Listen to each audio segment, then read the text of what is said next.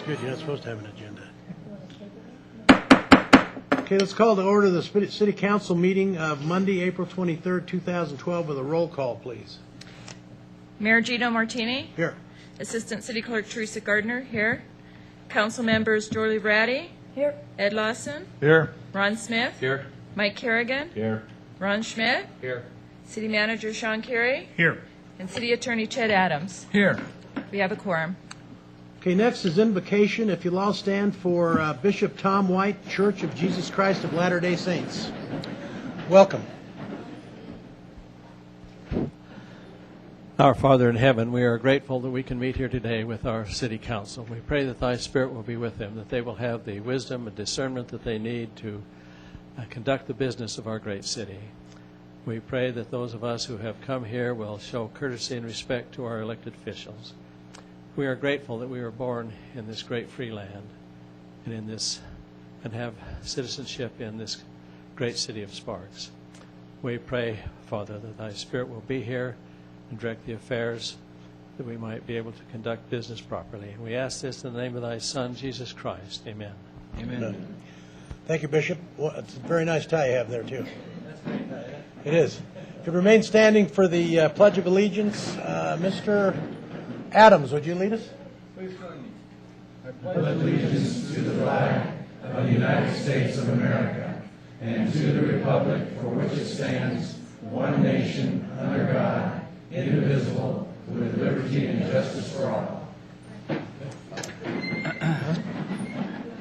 we had the high school kids here. You could hear it loud and clear.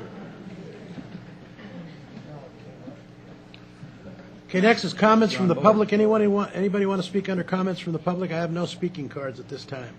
Where's the U.S. president? Okay, next is approval of the agenda. Anybody want to take anything out of order? If not, I'm looking for a motion. Mr. Smith. Move to approve. Ms. Ratty. Second. It's been moved by Councilman Smith, seconded by Councilwoman Ratty to approve the agenda as outlined by staff. Any further discussion? Mr. Kerrigan? On the 6.5, can we move that till the end? After, yeah, it's a labor relations. Labor relations, yeah. Do we have any action to do it? You may do that, sir. Okay. Will the maker of Yes, the motion I'll move change that motion to change that 6.5 to after we get done with. Should we do it after the Public hearing, yeah. redevelopment agency meeting also, or should we do it before then? You can adjourn at the end of your meeting to a closed door session. You won't need to return to it. Yeah, Okay. so then we'll go All right. ahead and do, After redevelopment. yeah. I accept that as well. Okay, any further discussion? Is the system working or not, Teresa? It is, there we go. Please vote. Passed unanimously. Next is recommendation to approve minutes of the Sparks City Council meeting of April 9th, 2012. Any additions or corrections, deletions? Looking for a motion, Ms. Ratty? Move to approve the minutes as presented. Do I have a second? Mr. Lawson? Second. Moved by Councilwoman Ratty, seconded by Councilman Lawson to approve the minutes as outlined by staff. Any further discussion? Seeing none, please vote. Passed unanimously. Okay, next is announcements and presentations. First, we have a commendation for the Reed High School girls varsity basketball team.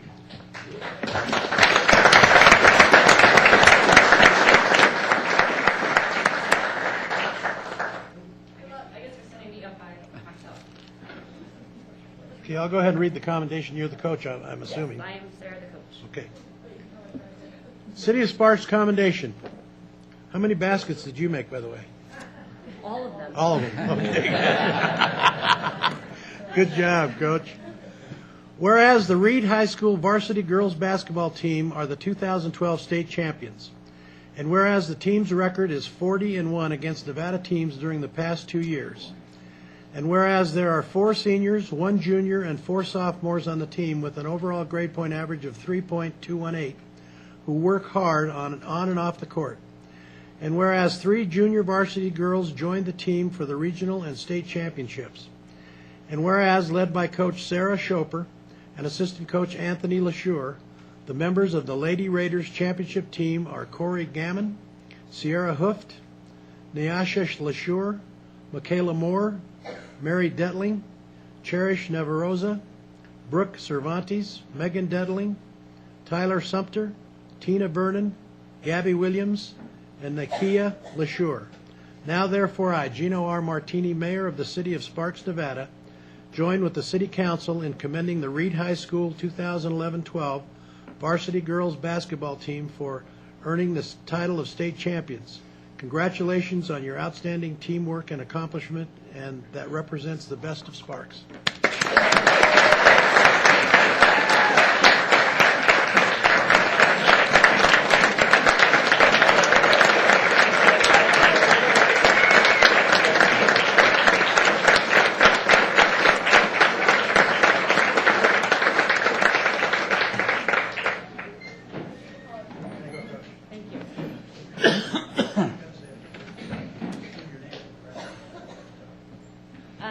My name is Sarah Schoper, the varsity girls coach.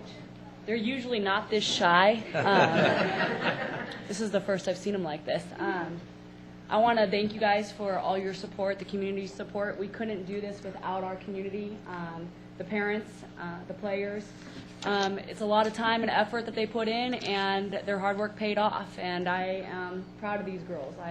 This is the best group of girls I've coached in a long time. They work hard. They get after it. A round of applause again, because honestly, they're a great group of girls.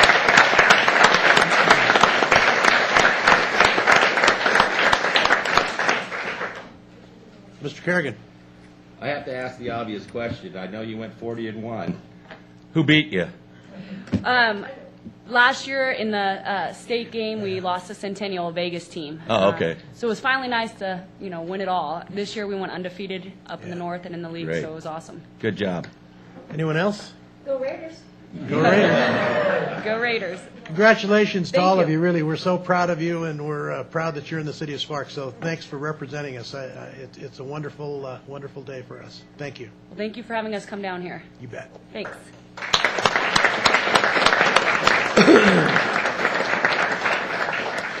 Now, if you got nothing better to do, you can stick around for a boring meeting if you want.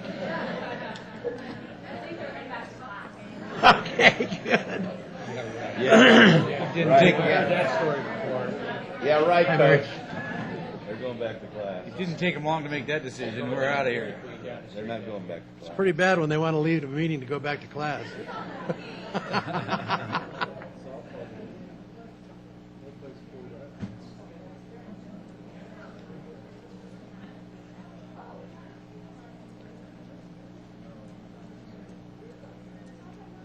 We really know how to clear the house, don't we? Yeah, right.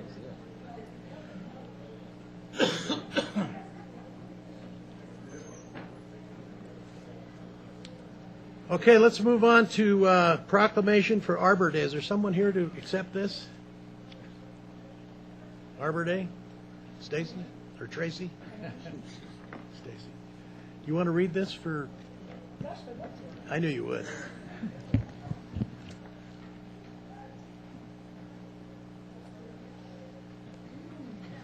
Whereas, in 1872, J. Sterling Morton proposed to the Nebraska Board of Agriculture that a special day be set aside for the planting of trees, and Arbor Day was first observed with the planting of more than 1 million trees in Nebraska, and whereas Arbor Day is now observed throughout the nation and the world, and whereas trees reduce erosion of our precious topsoil by wind and water, cut heating and cooling costs, moderate the temperature, clean the air, produce life-giving oxygen, and provide habitat for wildlife, and whereas trees are a renewable resource giving us paper, wood for our homes, fuel for our fires, and countless other wood products, and whereas trees in our city increase property values, enhance the economic vitality of business areas, and beautify our community, and whereas Sparks is recognized as a Tree City USA by the National Arbor Day Foundation, now therefore I, Gino R. Martini, Mayor of the City of Sparks, Nevada, do hereby complain April 27th, 2012, Arbor Day.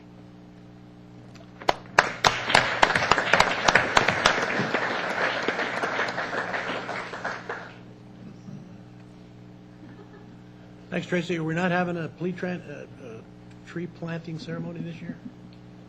Don't we usually do that for Arbor Day?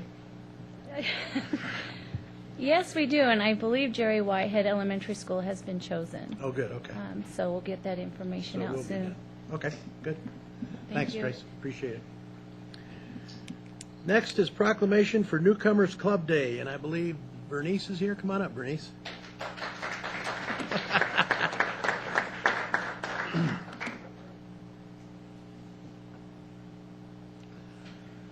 Okay, let me read the proclamation, and I love this. The very first line of this proclamation is wonderful. Whereas the Newcomers Club of Reno Sparks is a non-profit social club for those who seek new friends and or new activities. I think that's wonderful. Whereas applicants must reside in Northern Nevada and apply for membership within 4 years of arriving in the area or of having a major life-changing event such as the death of a beloved one, retirement, or divorce. And whereas the Newcomers Club of Reno Sparks has more than 1,100 household memberships enjoying club activities and the area's beautiful venues such as the Sparks Marina. And whereas newcomers can enjoy more than 60 activity groups which meet monthly, giving members an activity to participate in almost daily. And whereas newcomers will host an activity showcase free to the general public on April 26th at the Atlantis Hotel Casino, where citizens can learn about the activities of the Newcomers Club of Reno Sparks. Now, therefore, I, Gino R. Martini, Mayor of the City of Sparks, do hereby proclaim April 26, 2012, Newcomers Club Day, and encourage all citizens to recognize and appreciate the valuable contributions the newcomers make in the communities where they reside, socialize, and work.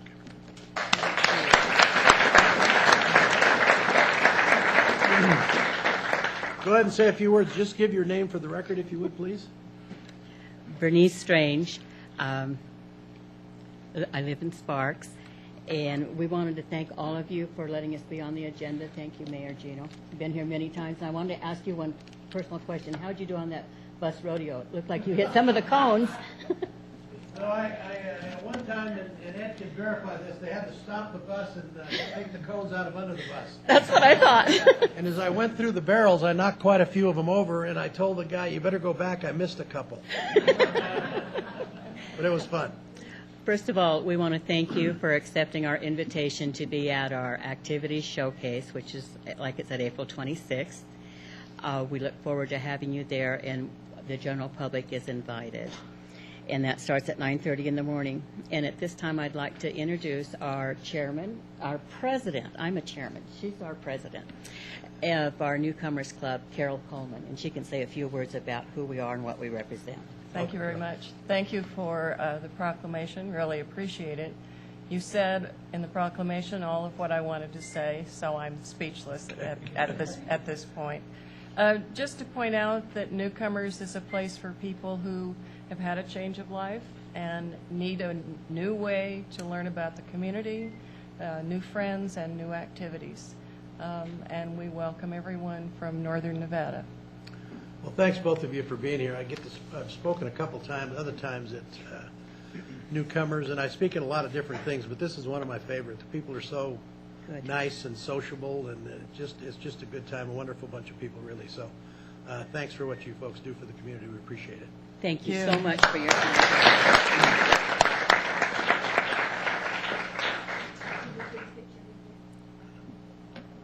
Better do it now because it'll be a...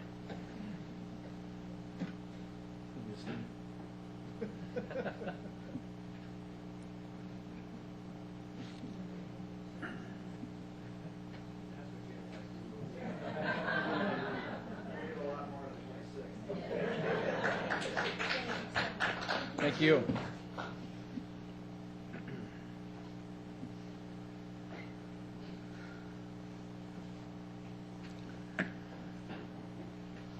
Okay, next we have, and I'll definitely read this one, Proclamation for Older Americans Month.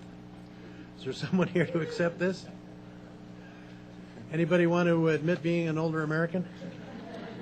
Come on down. No, if you want to. Okay. Proclamation. Whereas older adults in Sparks, Nevada are the roots from which our community grows. They bestow gifts of wisdom and insight upon younger generations and strengthen the bonds between neighbors to create a better place to live. And whereas our society can be enhanced by older adults aging peacefully in their communities. And whereas older adults in Sparks should be commended for their role in creating and bolstering the fiber of our community and nation. And whereas Sparks can provide that recognition and respect by enriching the quality of life for older Americans by increasing their opportunities to remain in their communities as active and engaged citizens, providing services, technologies, and support systems that allow seniors to foster and maintain connections within the community, and emphasizing the value of elders by publicly recognizing their contributions to the diversity, strength, and unity of our city. Now, therefore, I, Gino R. Martini, Mayor of the City of Sparks, Nevada, do hereby proclaim May 2012 Older Americans Month and urge every citizen to take time this month to honor our older adults and professionals, family members, and volunteers who care for them. Our recognition of older Americans and their involvement in our lives can help us achieve stronger and more meaningful connections with each other and enrich our community's quality of life. I'd like to say, just give your name for the record and go ahead and say a few words. My name is Anita Ritter, and I work as a volunteer consultant with Grady Tarbin. We're doing a great deal to not only show the major contributions that older persons make in our society, but also to highlight the key issues that many older adults in this community face. And we're delighted that you have declared the month of May Older Americans Month. Thank you so much. You're welcome.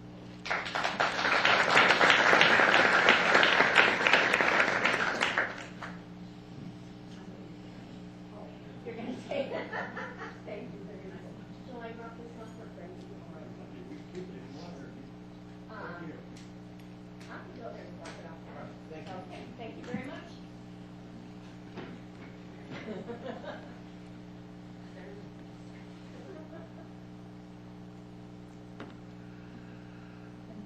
Okay, next we have a proclamation.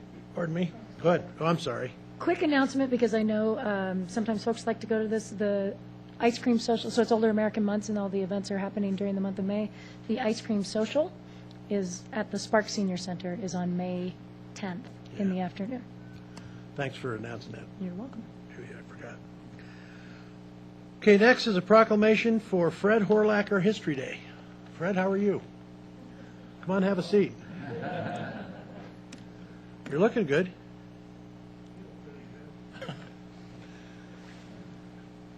Okay, let me read the proclamation. Whereas native Nevadan Fred Horlacher began his teaching career in 1959 in McDermott, Nevada. He taught classes in Nevada history at Western Nevada Community College, Truckee Meadows Community College, and Reed High School, and retired from Washoe County School District in 1994. And whereas among his many accolades, Fred was named Washoe County Teacher of the Year in 1984 and the Nevada State Teacher of the Year in 1985, and earned the Milken Outstanding Teacher Award in 1989. And whereas Fred's effervescent personality and storytelling skills have brought history alive for countless students over the decades, and he has passed his love of history on to the teachers of Washoe County, who are now sharing that knowledge with their students.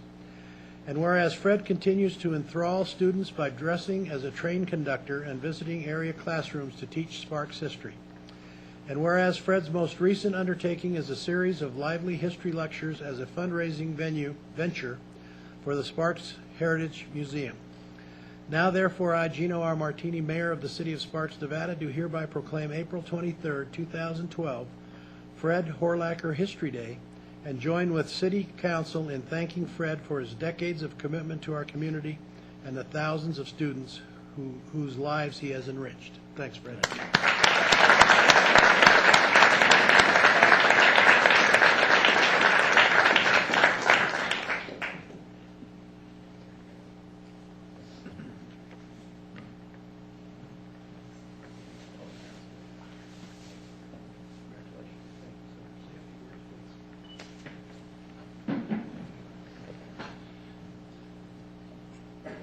I feel that it's a heavy responsibility to be honored in this manner. And certainly, I would like to share this moment with every teacher in Sparks. Those that are in the classrooms right now, even as this meeting's in progress. Those who give their all, their enthusiasm, their patience, their love for their subjects to the students that they have in their classes. I was just in Reed the other day, and the chairman of the art department stepped out of his classroom and said hello to me, called me by name, and then told me who he was, and he was a former student of mine. He's now chairman of the art department there at Reed, and has been there some 7 or so years. History is important. You saw the importance of athletics with those great young ladies from Reed. Took me 20 years to get out of Reed, so I hope they do it a little quicker than I did. I've shared history with a lot of things, and I have in my hand a diary from a very, very capable and famous teacher from Sparks High. This diary was by Tediana Keel, and those who have lived in Sparks for many years and familiar with Sparks High, you certainly knew Tediana. She was a one-in-the-kind kind of individual. And she went on several trips with me that around Nevada in the summertime, school bus trips, Mayor. I didn't knock down any pylons, but they never had me try. So. Okay. And I'd just like to give you a little quote from one entry she made in 1979. And this is regarding a cemetery just outside of the little community of Biawawi, which is up in the northern part of Lander or Eureka County. I'm not sure, falls right in there close. And in that cemetery there are 2 obelisks, about 4 or 5 feet high, that are tombstones. And the message on those obelisks is fascinating and tragic. There must have been an epidemic of some kind there in Biawawi back at the turn of the century. It was in 1882 that these deaths occurred. And they were of 2 6-year-old boys. And Tediana wrote down the epitaph that was written on each of the headstones. And one of them said, "'Tis a little grave, but oh, have care, for world-wide hopes lie buried there. How much of light, how much of joy is buried with our darling boy." And then just a few feet away is another 6-year-old. They died in less than a month apart, so I assume it was probably the same epidemic. And certainly in a small place like that, they were friends. They played together in all probability. The other epitaph says, "Our little Joseph is gone.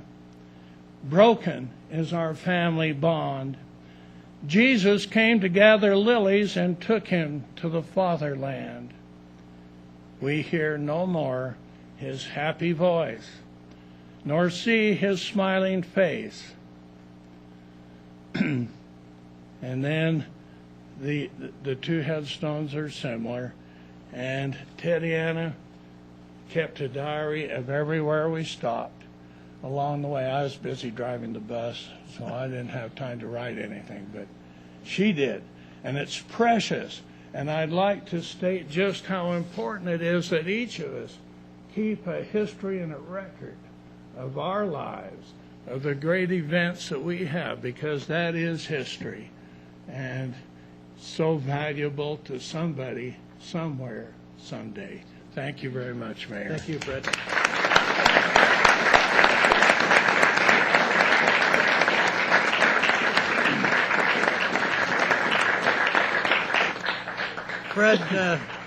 Fred, thank you for all that you continue to do and all you've done for the city of Sparks and the school system. And I certainly hold a dear spot in my heart for Tediana Keel. She was one of my teachers. She was the most wonderful, straightforward person that you ever want to meet. Was not afraid to say what was on her mind. And was dealt with the kids at Sparks High very well. She was a wonderful, wonderful woman. So thanks for bringing that back. I appreciate it. Anyone else have any comments? Fred, thanks again for all that you do for us.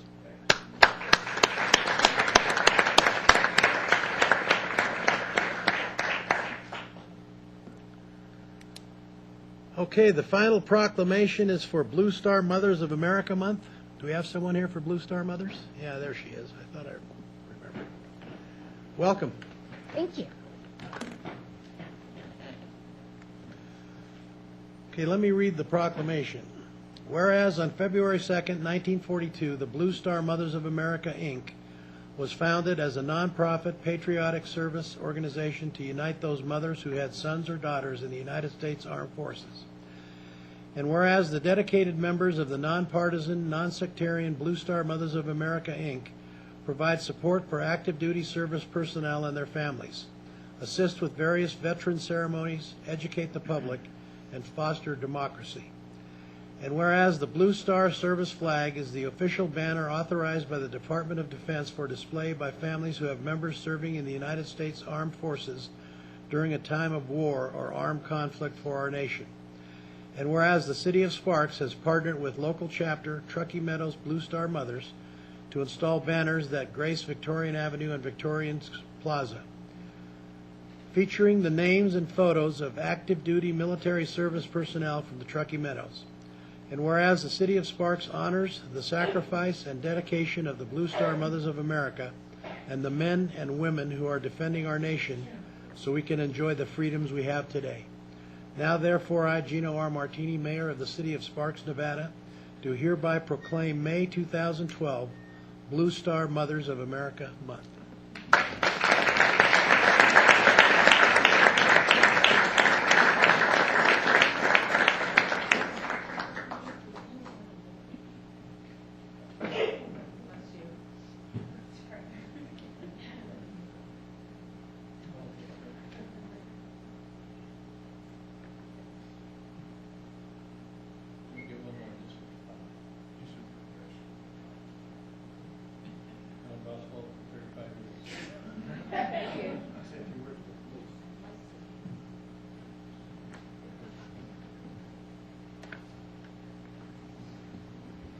On behalf of the Truckee Meadows Blue Star Mothers and our troops, I want to thank the City of Sparks, all of you, for your continued support for the mothers and our troops. The banner program, you have no idea what that has done for the morale of our deployed troops. We've gotten feedback from them. One young man said, "I can't believe the whole community is behind us." And our men and women over there really need our support. So for the moms from the Truckee Meadows to be able to say we have a community that is supporting us is wonderful. I also would like to take this opportunity to thank the crew that put the banners up, because I know that's a lot of work. And I know when the first group of banners went up, the fellow that put them up, it was his last day before retiring, and he was so delighted to have that as one of his last duties. So I want to thank you so much. You can't believe the hearts that you have touched, and for your continued support with our group, I thank you very much.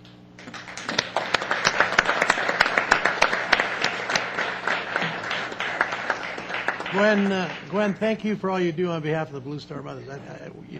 We're so proud in the City of Sparks, I think, to put those banners up, and every time I drive down Victorian Avenue or the square, I always look at those, and it's just a wonderful tribute to your sons and daughters of the Blue Star Mothers. So thanks for putting together the program and bringing it to the City of Sparks first and letting us do that.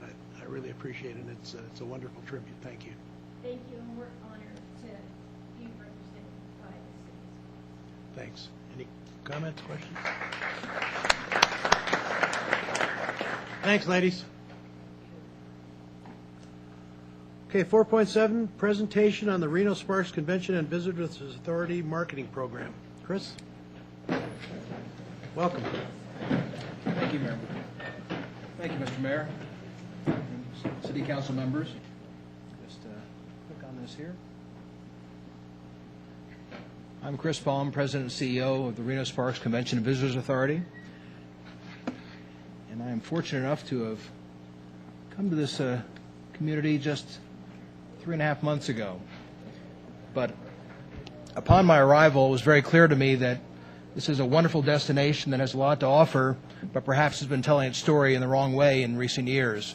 The world has changed considerably, and we have to change with it. And as a result, if we want to be successful in the future, we have to present ourselves in a way that's appropriate for the 21st century.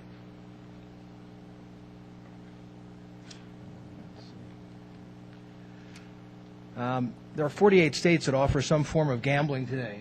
Years ago, we were one of the very few areas in the country that had a major concentration of gaming, and it was appropriate to present ourselves as a gaming center, a role we played very successfully for many decades. But things have changed, as I say, and it's important for us to present ourselves in a new way that's more appropriate going forward.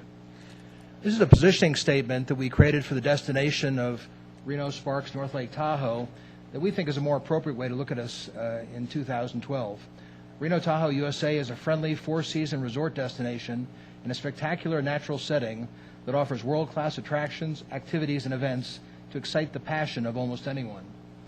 It's important to note that I come in with a new set of eyes, and some of the things that perhaps people who have lived here their entire life have forgotten about are very obvious to a newcomer. This really is one of the most spectacular settings for a major American city that I can think of, and I've been to 49 states and have lived in 11 of them. So I've been around, and I get up every morning and open the drapes and look outside and take a deep breath and think how fortunate I am to be here.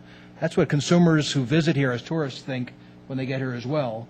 And some of us who have been here our entire lives or most of our lives sometimes fail to recognize or remember.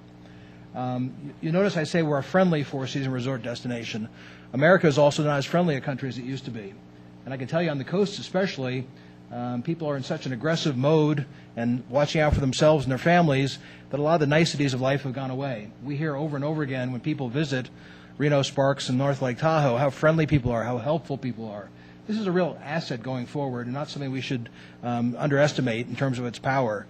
Sometimes it comes down to whether people were treated well when they come in for a visit as to whether they'll come back again or go somewhere else. And we do very well in this regard, and it's something we should be proud of and put right up front. You also know we're a four-season resort destination. Gaming destination is very narrow. A resort destination is much broader, and the broadest of all is a four-season resort destination. Our competition isn't Las Vegas. Our competition is Scottsdale, Arizona. That's how the way we need to look at each other and our destination going forward.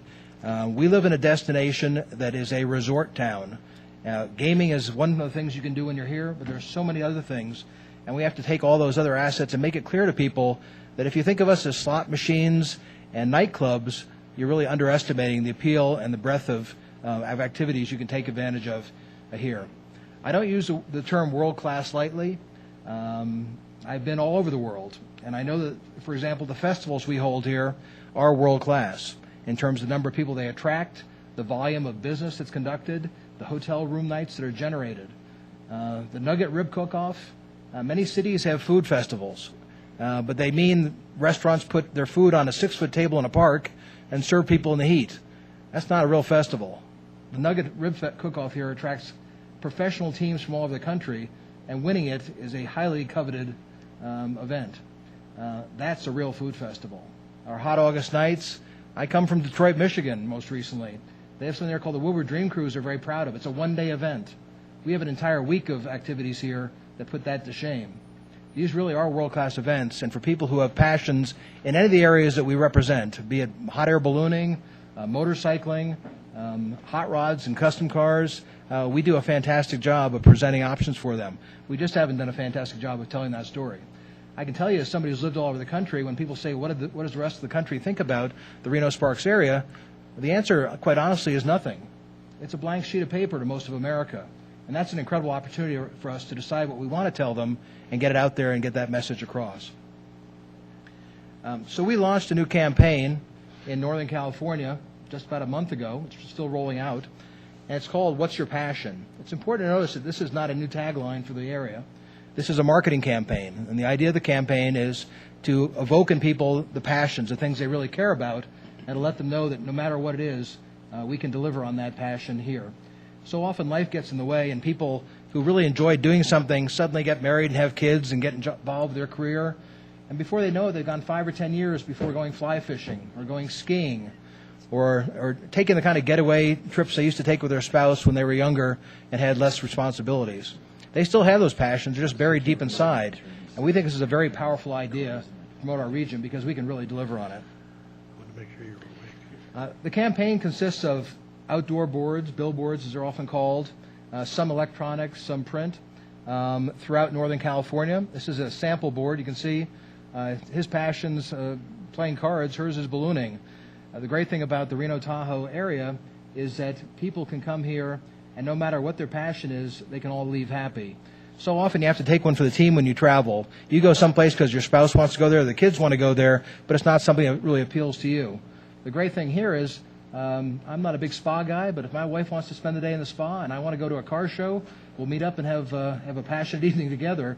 But everybody can be happy with all the things, attractions, events, museums we have to offer in the area.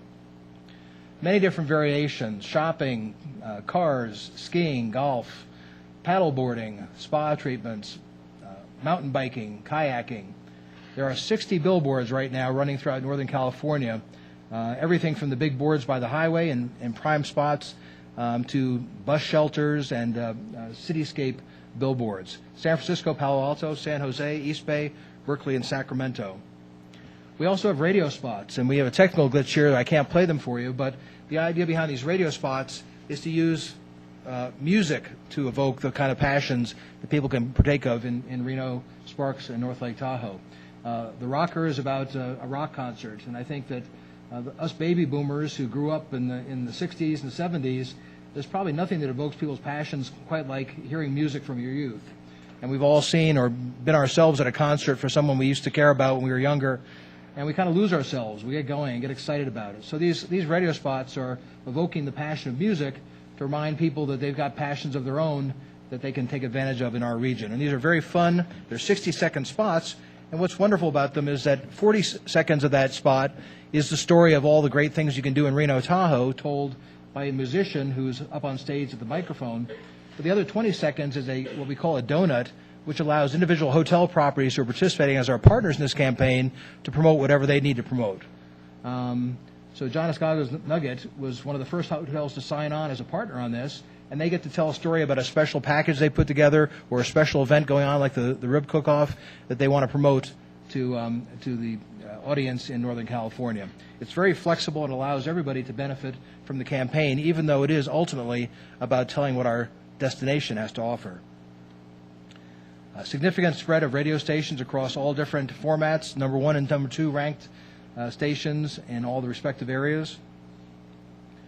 We also added a magazine component, and we feel it's very important that people see this message not only outside of their homes, but in their homes. So if they're looking at a billboard as they're driving to work, if they're hearing a radio spot while they're driving to or from the store, they get home, they sit down on a chair, and they open up a latest issue of Sunset Magazine or San Francisco Magazine or Sacramento Magazine. And what they're going to see is an interesting setup. It's a full-page ad on the right that is similar to our outdoor boards, but also has a block of copy that allows us to further explain the many appeals of the Reno Tahoe area. And then on the left-hand page is a 1/3 page column that calls out the unique attributes or offer of one of the individual participating hotels.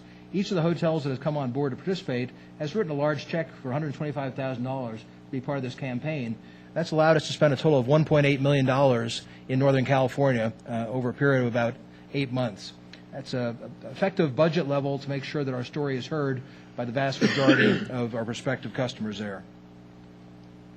Full page ad, once again, a lot of different variations, and some samples of the co-op partner ads that run in those magazines.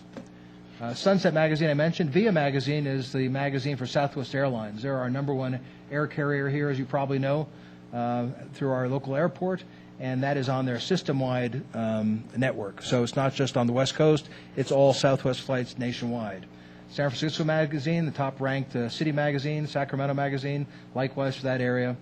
I'm sorry, VIA is AAA. Spirit is the Southwest Airlines magazine. VIA is the AAA magazine, and that runs throughout the Northwest and Utah and Nevada. And, of course, there's an online presence as well, using display ads, keyword campaigns, Twitter, Facebook, all the latest technologies to make sure that, once again, people see this message in more than one platform, and therefore, over time, it becomes very familiar to them. On our website for the Reno Sparks Convention and Visitors Authority, there's a large square on the upper right-hand corner that relates directly to the creative that's out there in the marketplace, and when somebody clicks on that, they see passion packages that are available at our participating partner hotels, including the Nugget right there, third property down. This is a way for people to be driven to the website and to be able to drill down not only on options of where to stay, what to take advantage of, but also a lot of the activities and special events that go on during the year here. And there's another additional important element of this campaign. Many of you are seeing this for the first time today because it really is intended to take people in Northern California and make them return or come for the first time to visit the Reno Sparks North Lake Tahoe area. But we think it's important that people coming from Chicago or New York and attending a convention or here on a business trip or visiting their aunt have an opportunity to see this message as well. So because the RSCVA has significant real estate assets in the region, we're putting large billboards and signage at the Reno Tahoe Airport, at the National Bowling Stadium. Some of you may have already seen that sign that's up right now during the Women's Open. Reno Sparks Convention Center, Reno Sparks Livestock Event Center, and the Reno Event Center. These are going up right now. And therefore, the local population and people visiting from other parts of the country and the world will also get the message that this is a place that evokes passion and where passions can be fulfilled.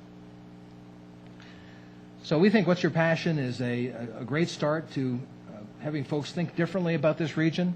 It's a necessary step. We are a four-season destination resort. We're not a gaming destination anymore. And we haven't given up on gaming. We know that 55% of the people who visit our region, based on our latest research, are going to gamble while they're here.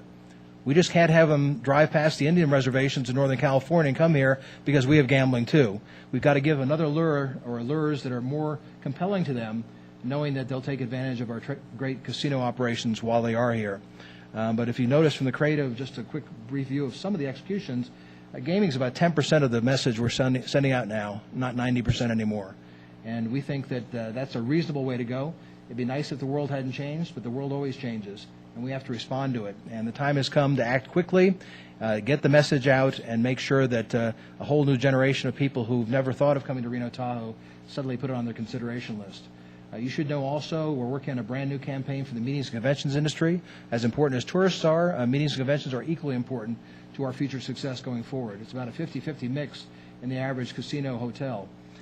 So we have a great new campaign that will be running in the top trade magazines for meeting and convention planners and decision makers, in concert with a new premier sponsorship with the American Society of Association Executives, the top organization for decision makers on where conventions and meetings are held. So this is part of an overall strategy to get ourselves out there and tell a story very aggressively to all the different audiences that we need to vote in favor of Reno Sparks and North Lake Tahoe. So that's a quick presentation on our new consumer campaign. I'd be happy to entertain any questions if there are any. Thanks, Chris. Questions for Chris? Okay. Thanks very much. You have some? Ed? Quickly, Chris, have you started to get any feedback from this campaign? You said it's been out for a month. Are you getting some feedback on it? We're getting anecdotal feedback, certainly. I just think everybody we know who's been over to the Bay Area recently has come back and called us up or sent us an email saying, hey, saw the new billboards, they look great. They're definitely in very high-profile destinations, so anyone heading over in that direction towards the Bay Area, I guarantee you will see our message. And, of course, if you've got the local radio stations on, you should hear it as well. We'll have more specific numbers on it in the future. A campaign like this, which is kind of rebranding a destination, is hard to measure specifically. We know, however, historically what our numbers are for hotel occupancies and rates. And with a campaign this large hitting, incremental gains can, with some certainty, be attributed to a campaign replacing no campaign. So that was going to be my next question. So you do have some measurable results Absolutely. We have areas that baseline you numbers can- that we'll be comparing this to. Okay. And we do our, every 2 years, we do consumer research. And the next time we do that consumer research in about a year from now, we'll be asking them if they've seen our message, asking what they recall about it, and getting specific feedback that will be statistically valid. Awesome. Well, it's good to promote the area. Good luck. Thanks very much. Chris, thanks for coming. Appreciate it. We haven't had something from RSVA in a while. I want to thank Mr. Kerrigan for asking you to come over.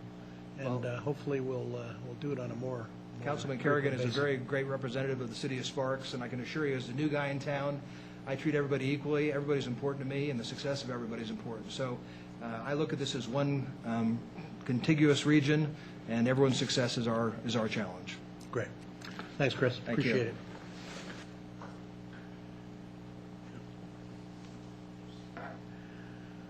Okay, let's move on to consent items. Anybody want to pull a consent item?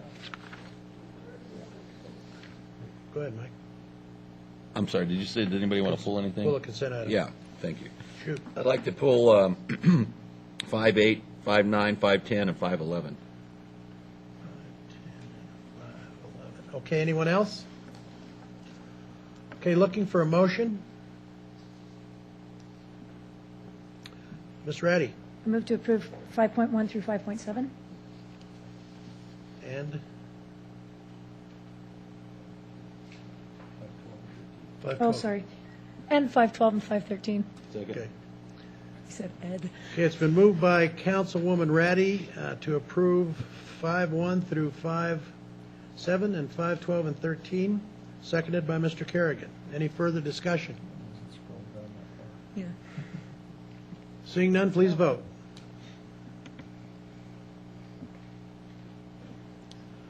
Passed unanimously. Okay, 5.8, 5.9, 5.10, 5.11. Mr. Kerrigan. Thank you. I just got an email from, I'm not even sure this is in my ward anymore because of where the boundaries are, but I got an email from somebody that just wanted me to put it on the record where we're getting the money to do all these renovations, which is really great, by the way. But, yeah, it is. But just for the record, Chris. For the record, Christopher Cobb, Capital Projects Manager for Community Services and Engineering. All three of these projects are being funded from Park District 2. And these funds were collected during the housing and through those. They need to be spent on parks. It's restricted by NRS where we spend it, and it has to be in our local parks of less than 50 acres. And there's restrictions on how and what you can do. This project is an excellent project. It's going to create an area that is all abilities. It accounts for every child in our community and our region that could come here and play, whether they're, have disabilities, whether they're restricted to a wheelchair, whether they're blind, whether they have muscular issues. This was worked heavily with our Parks Department, our park staff, working with a great consultant that considered all this, and I'm really looking forward. All these features that are going to go into this park are very specific and were picked for specific reasons to reach all those children. No, thank you. That the person was worried about it being tax coming out of the general fund. Absolutely, there's And no I general said fund that whatsoever. that when we during the housing boom we collected so much money from each house being built to do to renovate parks. So I just wanted to put that on the record. So thank you, Mr. Lawson. Hey, Chris, I'd just like you to explain a little more in detail how this affects the children with disabilities or challenged. I know that there's some padding for. There's also for the blind kids that some different. Could you just give us a little more detail on how some of that works? So sure. I think it's important to notice that this is for every child of any ability to be in this Teresa, park. Can you turn on the overhead? And it is a great program, by the way, and it is worth the money just for what it's going to be. It's beautiful equipment.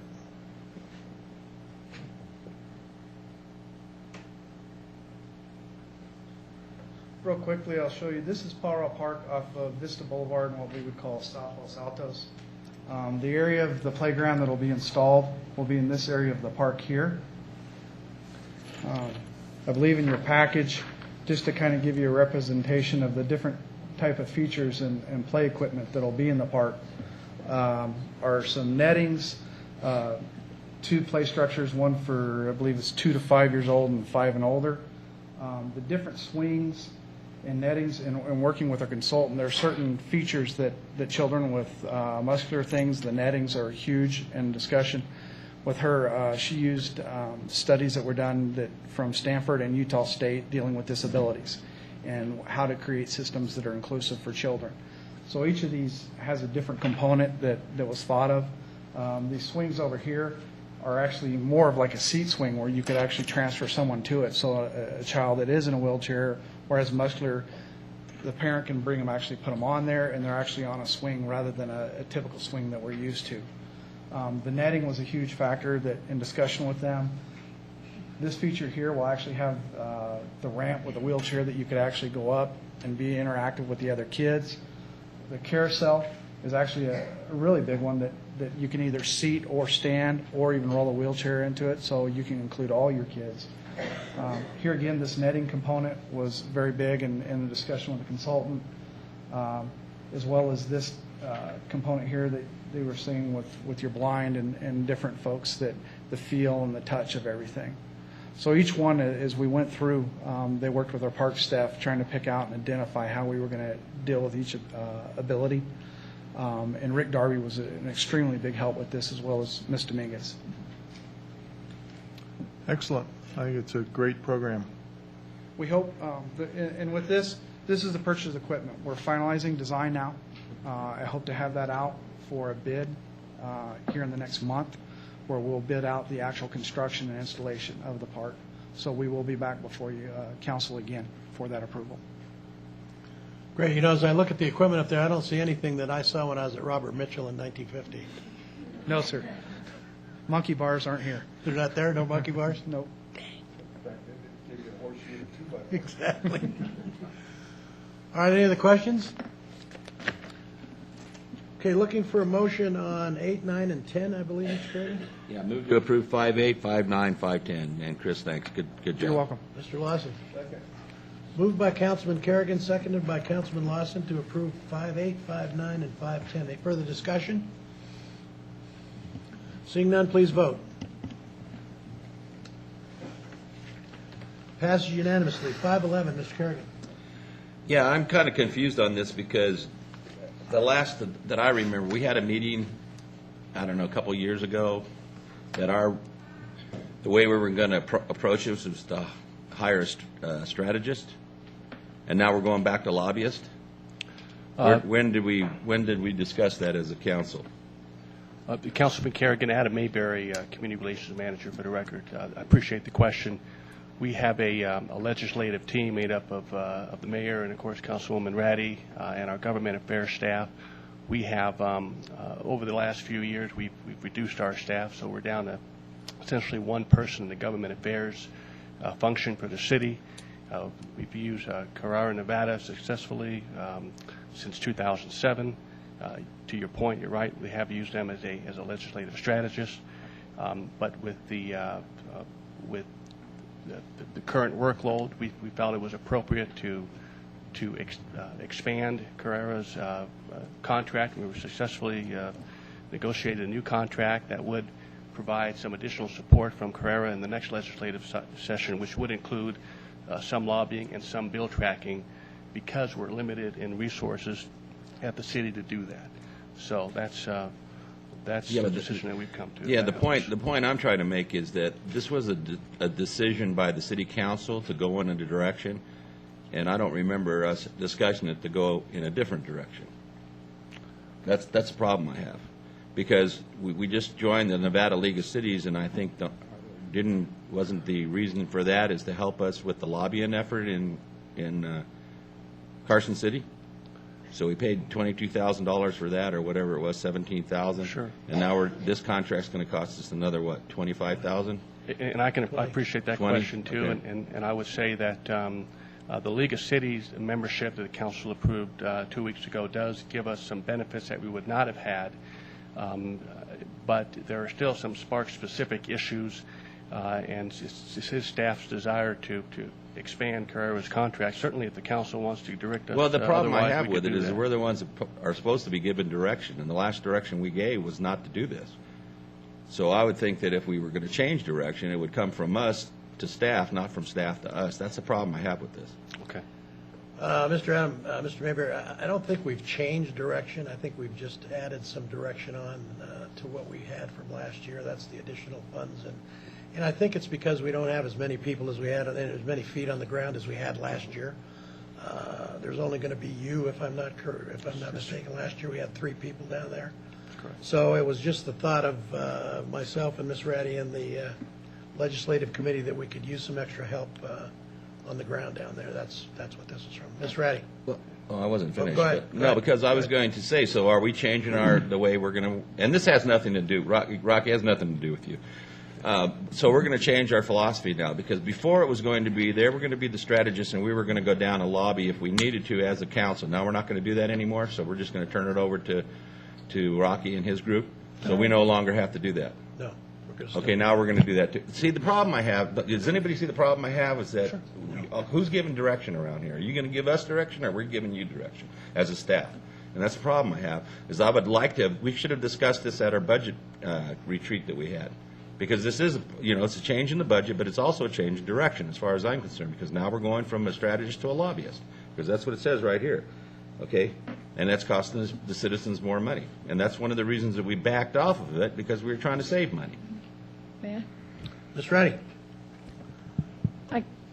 First of all, I want to say that I completely know what you're saying, and you're making a good point, so I want you to know that you're heard. I do want to just make a couple of points, though.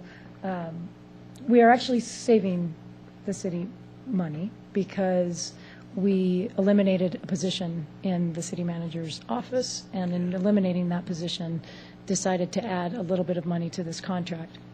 And when I say decided, I think we did it at the government affairs level, and we should have been the ones who said, you know what, we should probably take a swing back by council on this one, because we changed direction a little bit.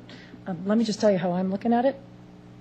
I think that our overall direction is more similar to last year than it was to past efforts when there have been a full lobbying team, a full outsourced lobbying team.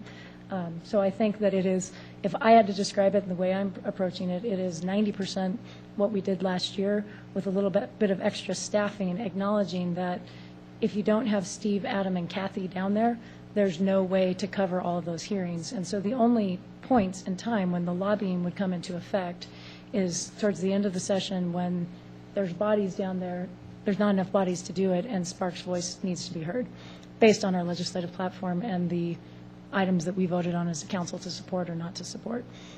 So I know as a government affairs team, we still intend to use Mr. Carrera and his team as primarily strategists, but we felt like because the staff was so thin, we needed that little extra bit of being able to say, please lobby on this when we didn't have the staff to do it. So it's a privatization of a role that Kathy and Steve were playing, frankly, last year, more than it is going back into an outsourced lobbyist firm. But I think you're absolutely right.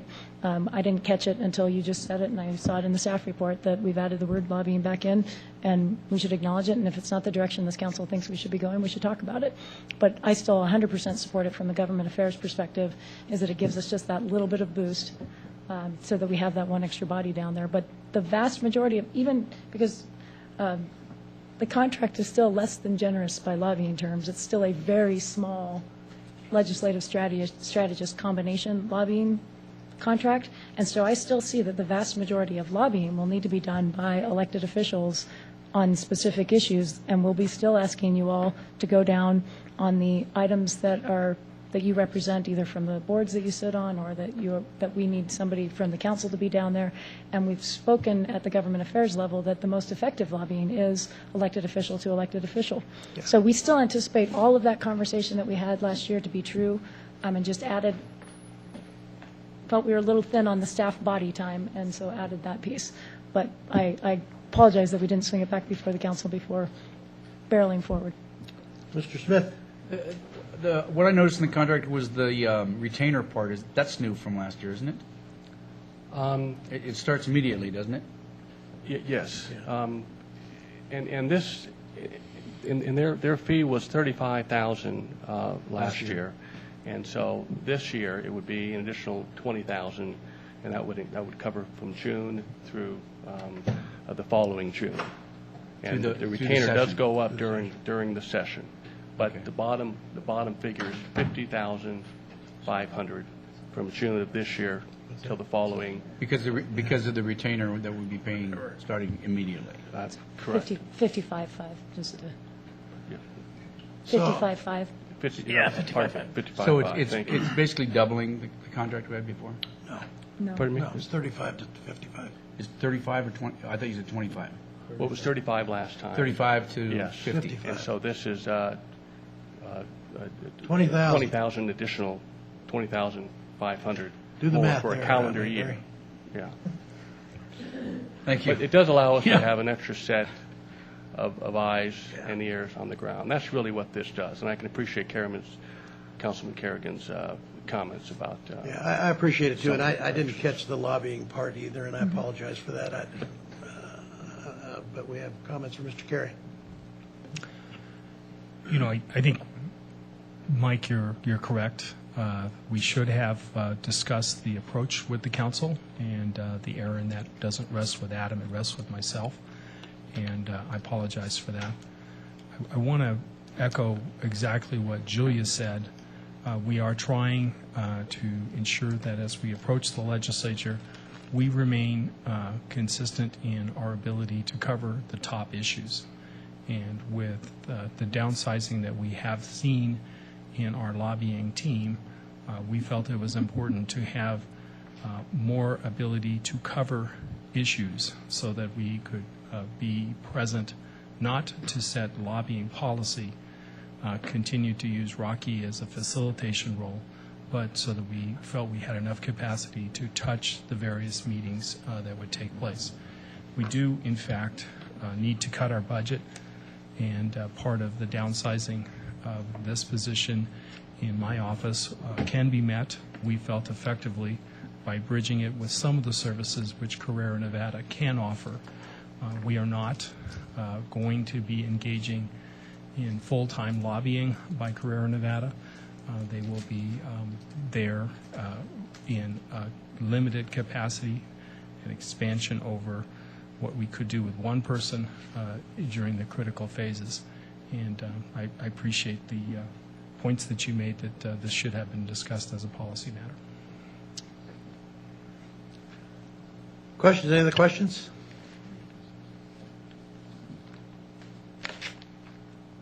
Okay, bring it back to council for action. Ms. Ratty? It's 511, right? Yep. I do. I make a motion to approve 511 as presented. Do you have a second? Mr. Smith? Second. It's been moved by Councilwoman Ratty, seconded by Councilman Smith to approve agenda item 5.11. Any further discussion? Yeah, I think I would like to see some more discussion on this. I'd like to know exactly what's going on. I mean, I agree with Mike. You know, we just signed up with the League of Cities, and now we have an increase in this by 40%. I think it's important that the council is on the same page. So Okay. I can't support it right now. Let's do the vote and let it go down, and then I'll speak. Okay. Please vote.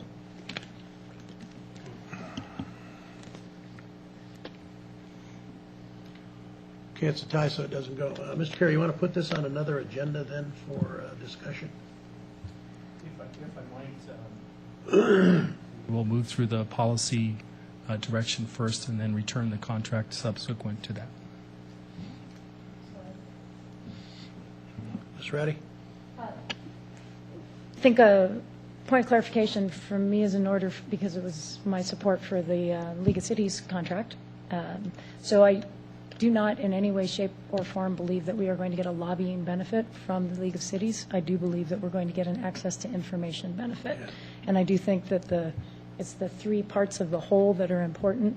So it's the strategist level work that we get from our legislative team. It's the information that we were missing from our membership with the League of Cities.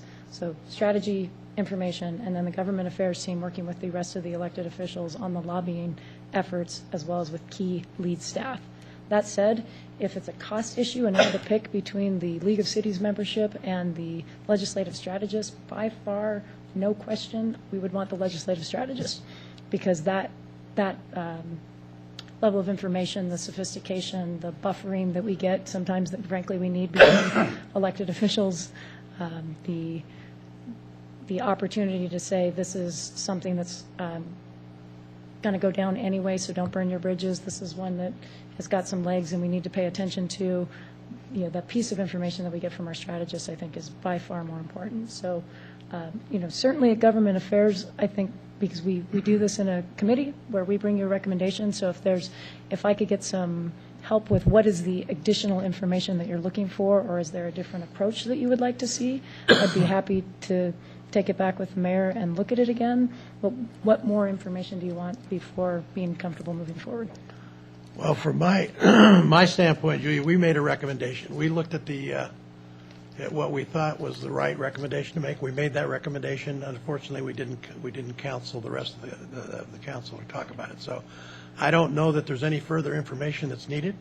The contract is what the contract is. The direction is what the direction is.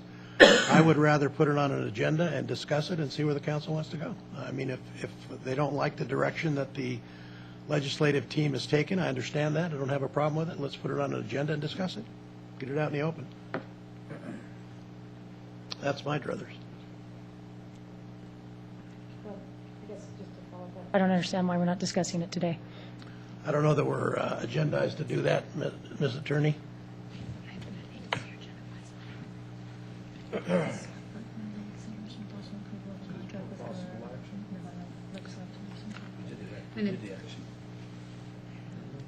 Now that you voted on it, I guess since it was a tied vote, it's almost like no decision was made. No action was taken? No action was taken. You're agendized properly to discuss it if you so choose to now. We are? Okay. So I have a problem. Okay, open it up for discussion. Mr. Lawson. All I want is more explanation. That's all. I don't think it's a good or a bad thing. I don't have enough information to make a decision. So what information do you need? Well, I understand we're getting an extra body. I don't know what that means at the legislature. I don't know what it means that $20,000 is being spent between June of this year and June of next year. I don't know what that does. I don't know what it means. None of it makes any sense to me at this point. Not saying that I'm against it. I just don't know what it is. And I can't, in good conscience, vote for an extra $20,000 that I don't know what it does. Well, let me try to explain. What it does is put people on the ground. Last year, we had 3 people down there. We had Adam, we had Kathy Cluett, and we have Steve Driscoll. Steve Driscoll and Kathy Cluett are not going to be on the ground next year. The only one on the ground is Adam Mayberry.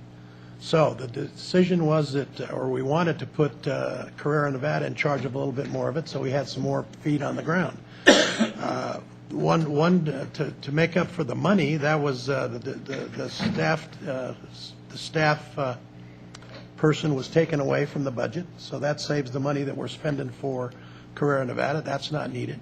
Mr. Driscoll can spend more of his time on city business rather than being at the legislature all the time. That's a good source of funding that we don't have to give to. So the biggest thing is I think we're saving money in the long run by having Carrera help us out.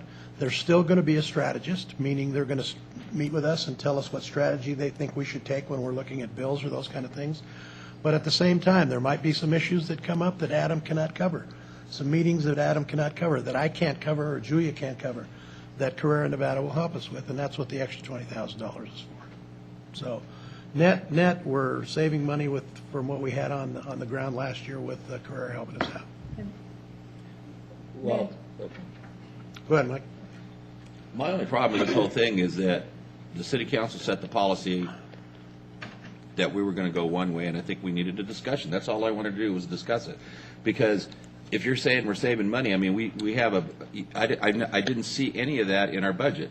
In other words, we're saving money because we didn't fill a bill for the the government affairs, so we're going to use that money to pay for a lobbyist. If I had seen that in the budget, I would say, okay, then that's fine. But that wasn't our policy. Our policy was we were going to hire a strategist. Also, the Nevada League of Cities came back. Now, from I voted against it, but what Julia said is she thought it was information. I thought it really was more of a lobbying thing. And if we're paying that much money for information, I'd rather take that money and give it to Rocky, because he could probably give us better information, because all of you know that when we went down there last year, supposedly, and you know it better than anybody, Mayor, that you're the only one that showed up with the Nevada League of Cities, and I think Julia might have been there too, when they wanted us to testify on something. So that's the problem I have with that. But I mean, from my point of view, it's not whether it's good or bad. It's just that that wasn't the policy we set up.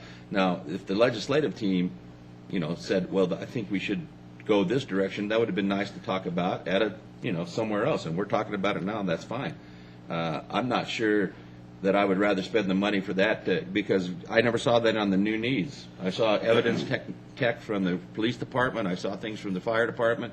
I saw things from community development, but I never once saw on our budget, hey, the money we save by not filling this billet, we're going to use to increase our lobbying effort. I never saw that.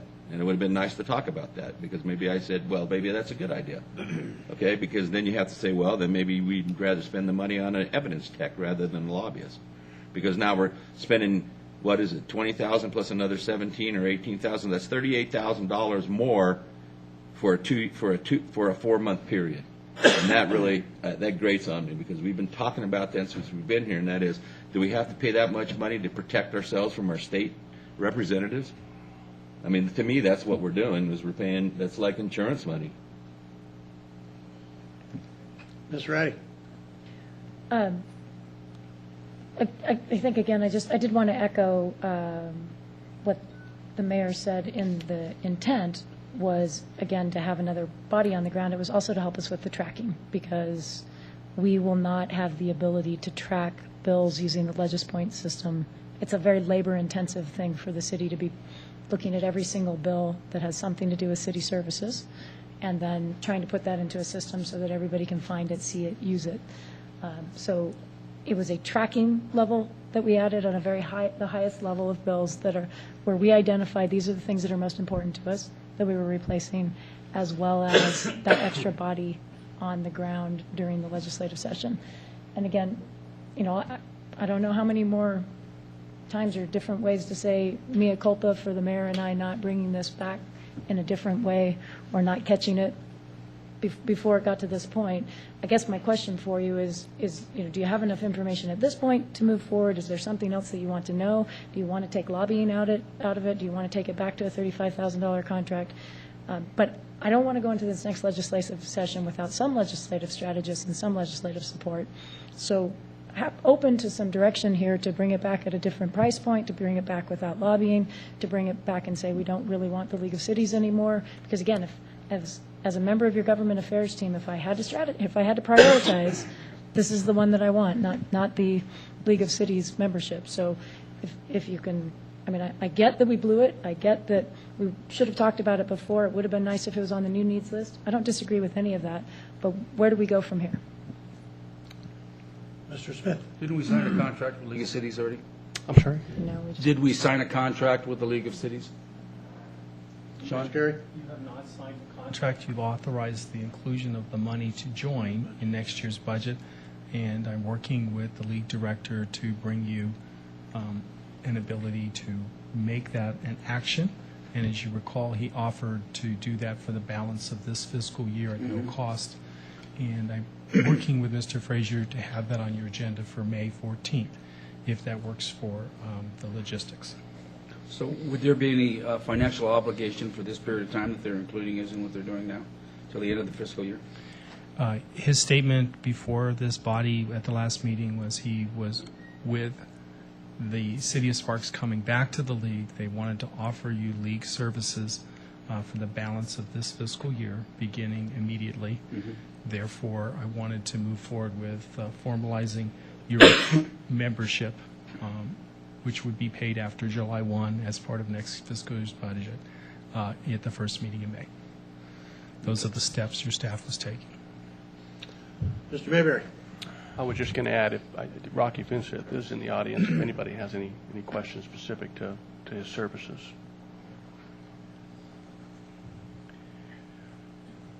Ms. Ratty. just one other piece, I think, to respond to Councilman Kerrigan. it's not just 4 months. I mean, I do think that that's one of the places that we get in trouble is thinking about the legislative session as only 4 months, and the work that we do before we get down there is the work that makes us the most successful when we get down there. So I'm also very much advocating for the extended period of the contract because we need to do some work in advance of opening day. Mr. Smith. You know, and I'm with the thought that we have a legislative committee, and they're making a recommendation to us, and if we don't like it, we vote it down, and if they want to bring it back, we can vote on it again, and if there's some changes that they think that need to be made, that's up to the committee.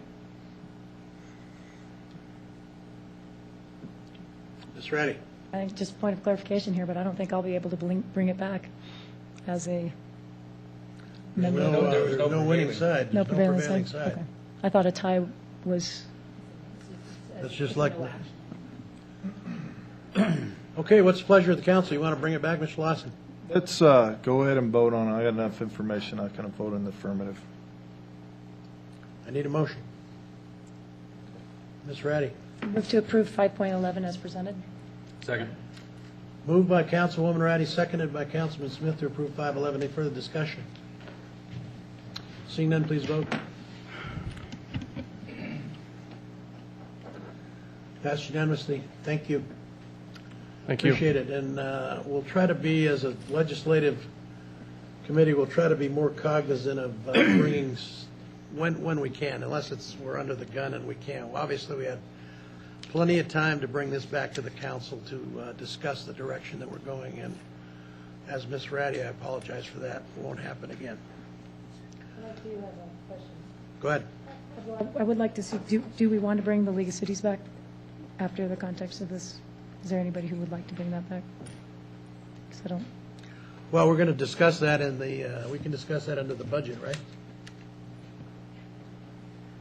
Yes, you can. Yeah, so we will have a chance to discuss that if anybody wants to. Okay, let's move on to 6.1, consideration possible approval of a $1,000 donation to Partners in Parks and Recreation from Sertoma Club of Sparks. Andre.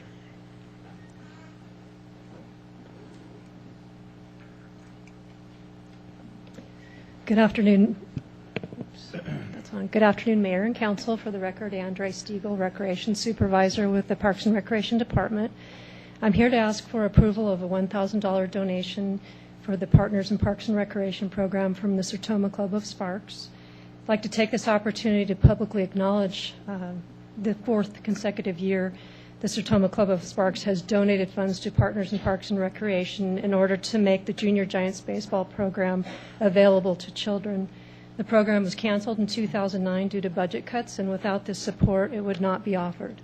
Junior Giants gives boys and girls ages 7 to 11 the opportunity to learn the fundamentals of baseball with an emphasis on teamwork, sportsmanship, and skills. In 2011, 90 children participated in the program. Approximately 95% of participants are from low to moderately low income area of Sparks. It's truly a great program. Thanks, Andre. Any questions? If not, looking for a motion. Mr. Smith. Move to accept the $1,000 donation from Sertoma. Do we have a second? Second. Moved by Councilman Smith, seconded by Councilman Kerrigan to approve agenda item 6.1. Any further discussion? Seeing none, please vote. Passes unanimously. Next is 6.2, consideration and possible acceptance of a Justice Assistance Grant in the amount of $31,905 to pay for training and equipment. Chief Kiefer. Good afternoon, Mayor and Council. Steve Kiefer from the Police Department for the record. We have the opportunity before us to accept a grant from the Justice Assistance Grant Program through Department of Justice for $31,905. This has gone down the last few years. Last year, if you remember, was approximately $39,000. And as the Mayor said, we do use this money for technologies and trainings, and I would suggest that we move forward and accept this money. Questions for Chief Kiefer? If not, looking for a motion. Mr. Smith. Move to accept the Justice Assistance Grant in the amount of $31,905. Mr. Lawson. Second. Moved by Councilman Smith, seconded by Councilman Lawson to approve agenda item 6.2. Any further discussion? Seeing none, please vote. Passes unanimously. Thanks, Chief.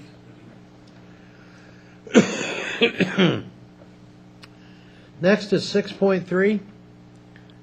Mr. Rundle. Consideration and possible direction to staff to initiate master plan and zoning code amendments, including the possible removal of the area of East Sparks Boulevard from the TOD transit-oriented corridor. Mr. Rundle. Jim Rundle, Senior Planner, here to request the council sponsor a code amendment, master plan amendment, and rezoning of a certain area within the TOD.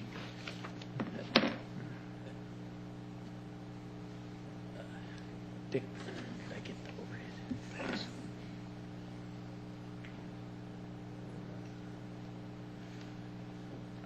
The council is fairly familiar with the area that's within the TOD. For the most part, it's south of Audi Boulevard, north of Interstate 80.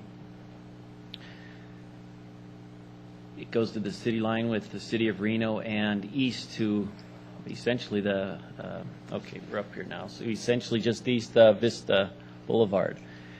The TOD was established in 2009 as the city council approved a master plan, rezoning, and code, associated codes, design standards with the TOD. I just wanted to point out, I brought them with me, and so there are a significant amount of codes that go with the TOD. At the behest of Mayor Martini, staff is bringing it to the city council to see if the council is interested in amending portions of the TOD. The staff report essentially outlines an approach to looking at the area highlighted in blue and potentially modifying that area from the TOD. Staff has requested that we do it potentially in 2 phases, as I know that the City Council, Governing Board, Reno Council have all talked about analyzing the entire TOD for the City of Reno and City of Sparks. I want to put a little timeline up here. If the council's desire was to move forward with amending the TOD, which could occur today, essentially staff would begin working on it. But because the state law limits how often you can come forward with master plan amendments, the earliest we could come back to the Sparks Planning Commission would be in August. That would make for a regional planning commission meeting in approximately September and bringing it back to the city council in October. That's just the timelines that the state law sets regarding master plan changes, and this would include a master plan change. Silver lining, or fortunately, this is a significant amount of staff time and staff work to modify, so the timeline probably works with what staff has on their plate and the limited resources that we have. That concludes my presentation, and I'm here to answer any questions. Questions, Mr. Smith? Jim, this is just giving you direction to start the process, and it's still, you answered my questions, about 5 months out before you can get anything done. Yeah, this essentially is asking the City Council if you'd like us to move forward with beginning analysis of coming back with proposals. We have no proposals at this time. It's just to essentially the council authorizing staff to spend staff time looking at this. Okay, and in your report, you said most of it was before the TOD was established, was industrial. And if you went back to industrial would be your first blush, that's what you would do. But you said it would affect some of the people there. It may affect. How does it affect them? Well, I've got I don't know if this will come up very well on the overhead, but to an extent, you almost don't need to see what the words say. On the left, we have the. Yeah, believe me. We're good at that. Just believe me. We're better off in the dark. Trust us. Yeah, we're from the government. You don't need to see the words. We're here to help. In the left-handed column, I have what the TOD zoning allows in that blue area on the map, and in the right, I have what the industrial zoning would allow, for example. These are redundant. They're the exact same uses, so you can see they mimic each other. The gray, the industrial actually has a few more permitted uses than the TOD was for that would have for that. It's always the blue gray area we're worried about. Yeah. So what I was trying to do was show that one of my concerns for the city of Sparks is, and I can hand this to you if the council would like to see it, but What is it? those are the uses that differ between the two different districts, this TOD employment district and So straight the industrial. column on the left, they would not be allowed if it was in industrial? Yeah, this is the TOD side. Right. And this is the industrial side. So, But those TOD uses would not be allowed in the industrial if we reverted back to the industrial? correct. If that's the zoning that we took. And like I said, this has been a preliminary analysis. The concern that staff has, and to an extent the reason we've proposed the two phases of analyzing the employment district of the TOD and then analyzing the rest of the TOD, is there are appropriate places, in my opinion, where TOD could work. When we approved it in 2009, the discussion we had right here was we're going to need modifications to the TOD. We just don't know where. And or I when think they it's the will right occur. thing to do. I see the hospital there, and we have to kick them out. Well, yeah, that's something we'd have to analyze. They're gonna What have to zoning move the do hospital, certain, I guess. what uses do, what zoning do we go to? Yeah. And we don't want to be, one of our primary concerns is we granted property rights with the TOD zoning. And we want to make sure that we don't remove property rights by trying to help development. We're not throwing the hospital out, are we? No, we will look at the hospital. They won't move either, will they? We probably won't move them. Okay. Could you actually have the TOD just go up right away, right to the hospital, just right on either side of, like it is now? We can consider that. We can propose that. We can look at that. We will have workshops too with the council where we bring back some preliminary proposals and have you look at what we're coming up with, make sure we're moving in the right direction. I just didn't put that on the timeline because I wanted to make sure the council wanted us to work on that. But we can have workshops that look at those issues. Mr. Lawson? And you answered my question, but I think we need to consider more areas than just east of Sparks there. So, yeah, the Todd, having lived under the Todd rules in my business is difficult at best. So I'm all in favor of limiting their access. But I too believe there are areas that a Todd makes sense. But in the land of tilt-up concrete buildings setting back 45 or 50 feet from the roadway, that's trying to put lipstick on a pig. You just can't do it. So it needs to be looked at overall. Thank I you. don't know, had some good-looking pigs on the ranch. Mr. Rundle, is not the Regional Planning Governing Board doing an update of the regional plan? Are we going to look at the Todd too in that? Yes, the easy answer to that question is yes. The regional, I believe the governing board is going to instruct regional planning staff to coordinate with local governments to reconsider some of the standards that are set forth for TOD development, floor area ratios, minimum density. And of course, the regional plan does not set where the city of Sparks TOD has to be. So this will not be a regional plan amendment. If it's approved, it would be a master plan amendment, which would require regional planning commission's approval. And Oops, I'm go ahead. sorry. No, that's all right. And to address your comment, Councilman Lawson, we do understand the direction of considering the entire TOD.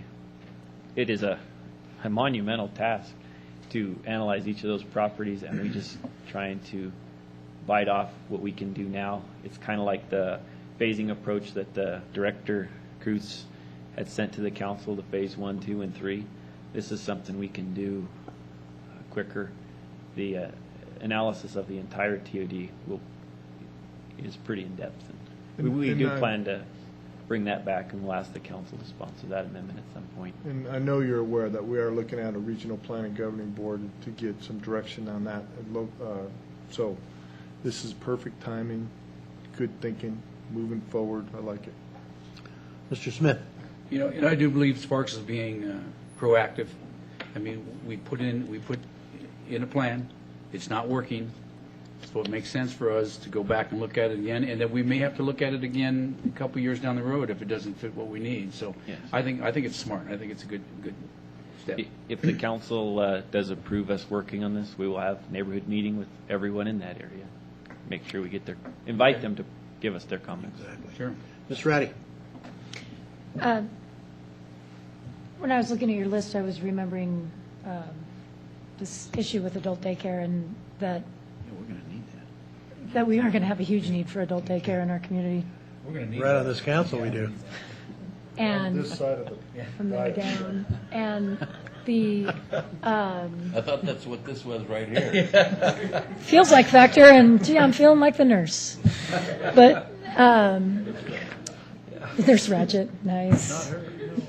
But so my concern is, staff has to do the work, but what my concern is that we're pushing it through, or that we not push it through so quickly that we have unintended consequences on some of these other categories that certainly aren't driving this. Adult daycare is not driving this discussion, but right now, it's one of the few places that you can put adult daycare in the city of Sparks.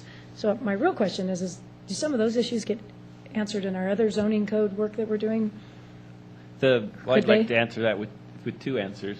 When we brought the TOD forward in 2009, we included adult daycare in all of the TOD designations. And then the council sponsored an amendment, and we did add adult daycare to other zoning We did. categories in the city of Sparks. The industrial area was not one of them that we added it to. But we did add it to C2 and C1 and TC.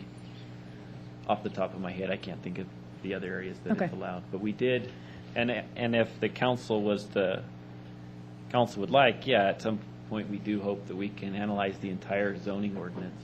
Potentially, we look at, is it an appropriate use for the industrial area? Right, or the trend of co-locating childcare and adult daycare where employees are so that it Yes. works for, Yes, and in the 2009 amendment to the industrial code, we looked at Glendale and Gregg Street, for example, to allow for the more commercial to support the people that were working down there. Maybe those are appropriate places. The locationally restricted areas of Glendale, McCarran, Gregg Street, and those are the things I think we could look at in what I'm going to call phase 3 of the entire zoning code. but given that it was so much work to put the TOD in, if we too quickly take it out, I'm afraid of the unintended consequences of what, so I actually think 5 months, while it feels like forever, perhaps to some people, is a really quick turnaround compared to how long it took to build the TOD. That's why I used the word aggressive. It's an aggressive timeline, and that's why we're asking to bite it off essentially with just the employment area as opposed to the whole thing. We have had some people, I believe Mayor Martini, that contacted the mayor, asking them to look at amending this area to support certain projects. To do an analysis of the entire TOD is a significant undertaking because, as you say, we aren't aware of all the unintended consequences. It will take a lot of collaboration to work on. And also, the governing board is working on an amendment to the regional plan, or the update, the 2012 update to the regional plan. So we don't want to be ahead of the regional plan either. Right. Okay. Mr. Smith? And the way it is now, if we have a company, and now Foods is Perfect a example. poster child for that. They met all the requirements for the TOD except for one. Yes. And the staff, because of that, had to recommend that it be denied, but then the Planning Commission approved it, which was the right thing to do. And then I think Maverick was another, it was similar, they had different issues, but you worked through those issues. And so it can be done, but it's Yes. just. It's, I'm sorry to cut you off. No, that's fine. It's not streamlined. It's Right. hurdles to Right. what the council does. And staff is just doing what the rules say to Yeah, do. implementing the policy that the Right. council has approved. Right. And Okay, any other questions? If not, looking for a motion on 6.3. Mr. Smith? I move to direct staff to initiate master plan and zoning code amendments to the TOD corridor, including but not limited to the possible removal of the area east of Sparks Boulevard from the TOD. Do you have a second? Mr. Lawson? Second. Moved by Councilman Smith, seconded by Councilman Lawson to approve 6.3 as outlined by staff. Any further discussion?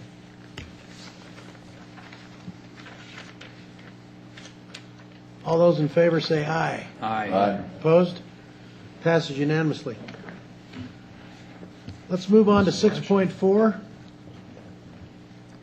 Consideration, discussion, and possible approval of fiscal year 2012-13 budget and fiscal items, including city manager's recommendations for the city of Sparks' final budget, the city's property tax rate, committing $200,000 of business license revenue to stabilization fund, the creation of a new internal services fund called the Employment Retirement Benefits Fund, initiating a second round of Sparks Sustainable Services Initiative, the proposed 5-year capital improvement plan, and the proposed use of unspent 2007 C-Tax Board proceeds. Mr. Cronk. That's a mouthful. You're on. It was.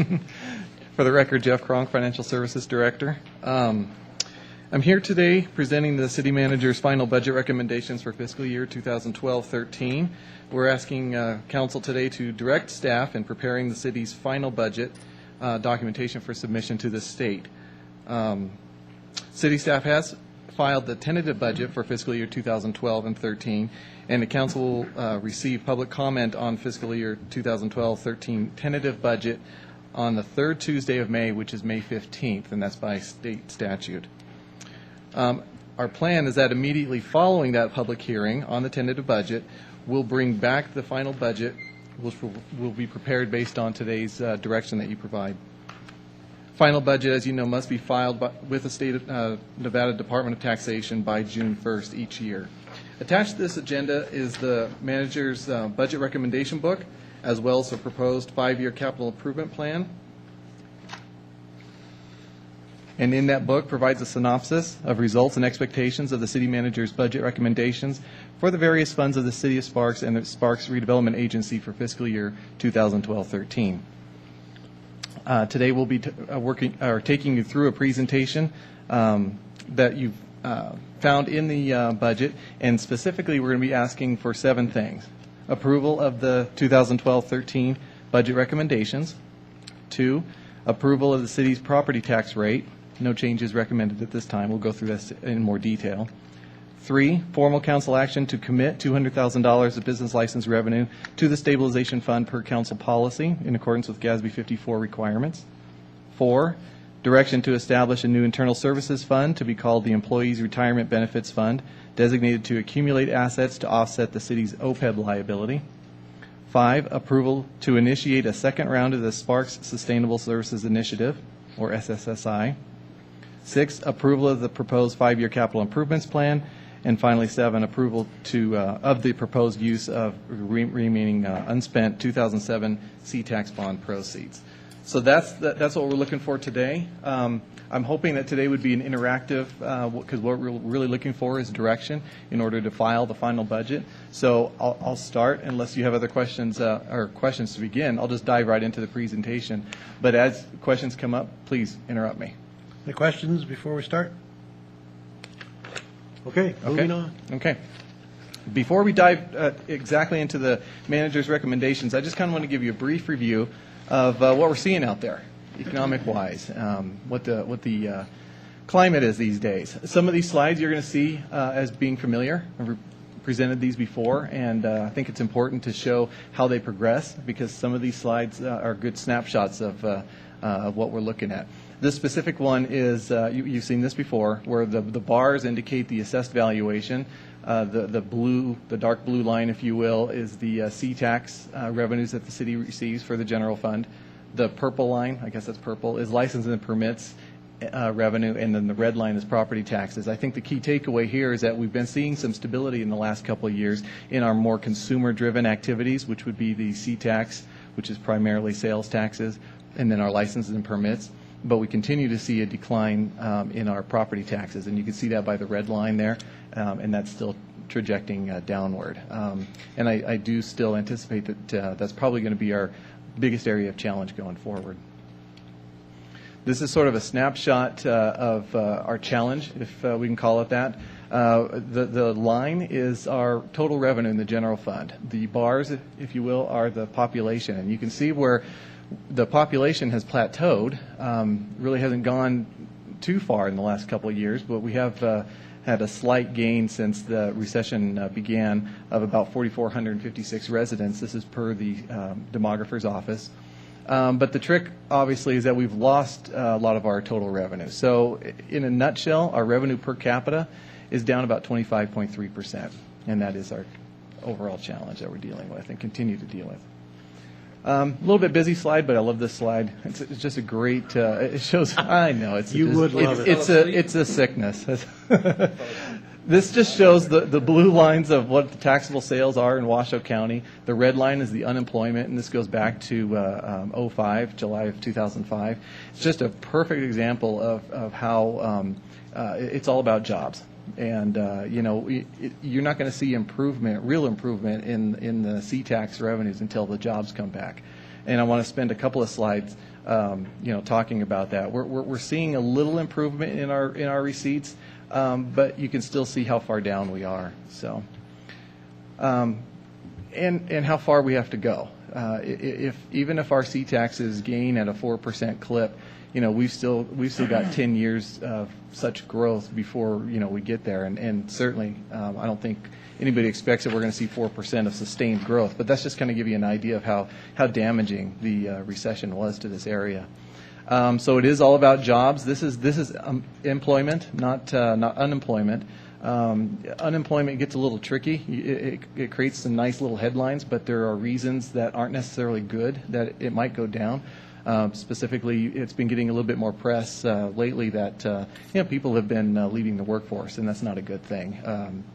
Giving up, if you will, discouraged workers, if you will. These are all items that may or may not drive down the unemployment rate. But the proof's in the pudding, and here's the actual employment numbers as reported by the Department of Employment and Training, DETR. And really, just in the last couple of years, we've added about 2.7% of jobs. That's not a lot. Not nearly enough to get the job done, so to speak. So just kind of want to show you what the trick is. Nationwide, we're number one in unemployment. This is as of February. The recent numbers just did come out for March, but obviously they were before this publication. But we're still number one in that category. Number two is Rhode Island, obviously, interestingly enough, just a little tiny place in the east. I thought this was an interesting map. Just kind of shows where the hot spots are for where the troubled employment places are. Interesting, probably the best story nationwide is Michigan. We were battling, if you recall, from the heights of the Depression, or maybe it's the depths of the Depression, it felt like. No, the Great Recession, as they were battling 1 and 2, Nevada and Michigan for the unemployment rate. And Michigan, as you can see, is sitting at about 8.8%. So, the auto industry really made a comeback in a big way. And that's probably the best story nationwide. But you can still see Nevada is still struggling, as well as our partner in California. Employment. I thought this was a fascinating chart, just kind of showing where the industries have occurred. Kind of the interesting one, education and health services. That's recession-proof, it seems, at least locally.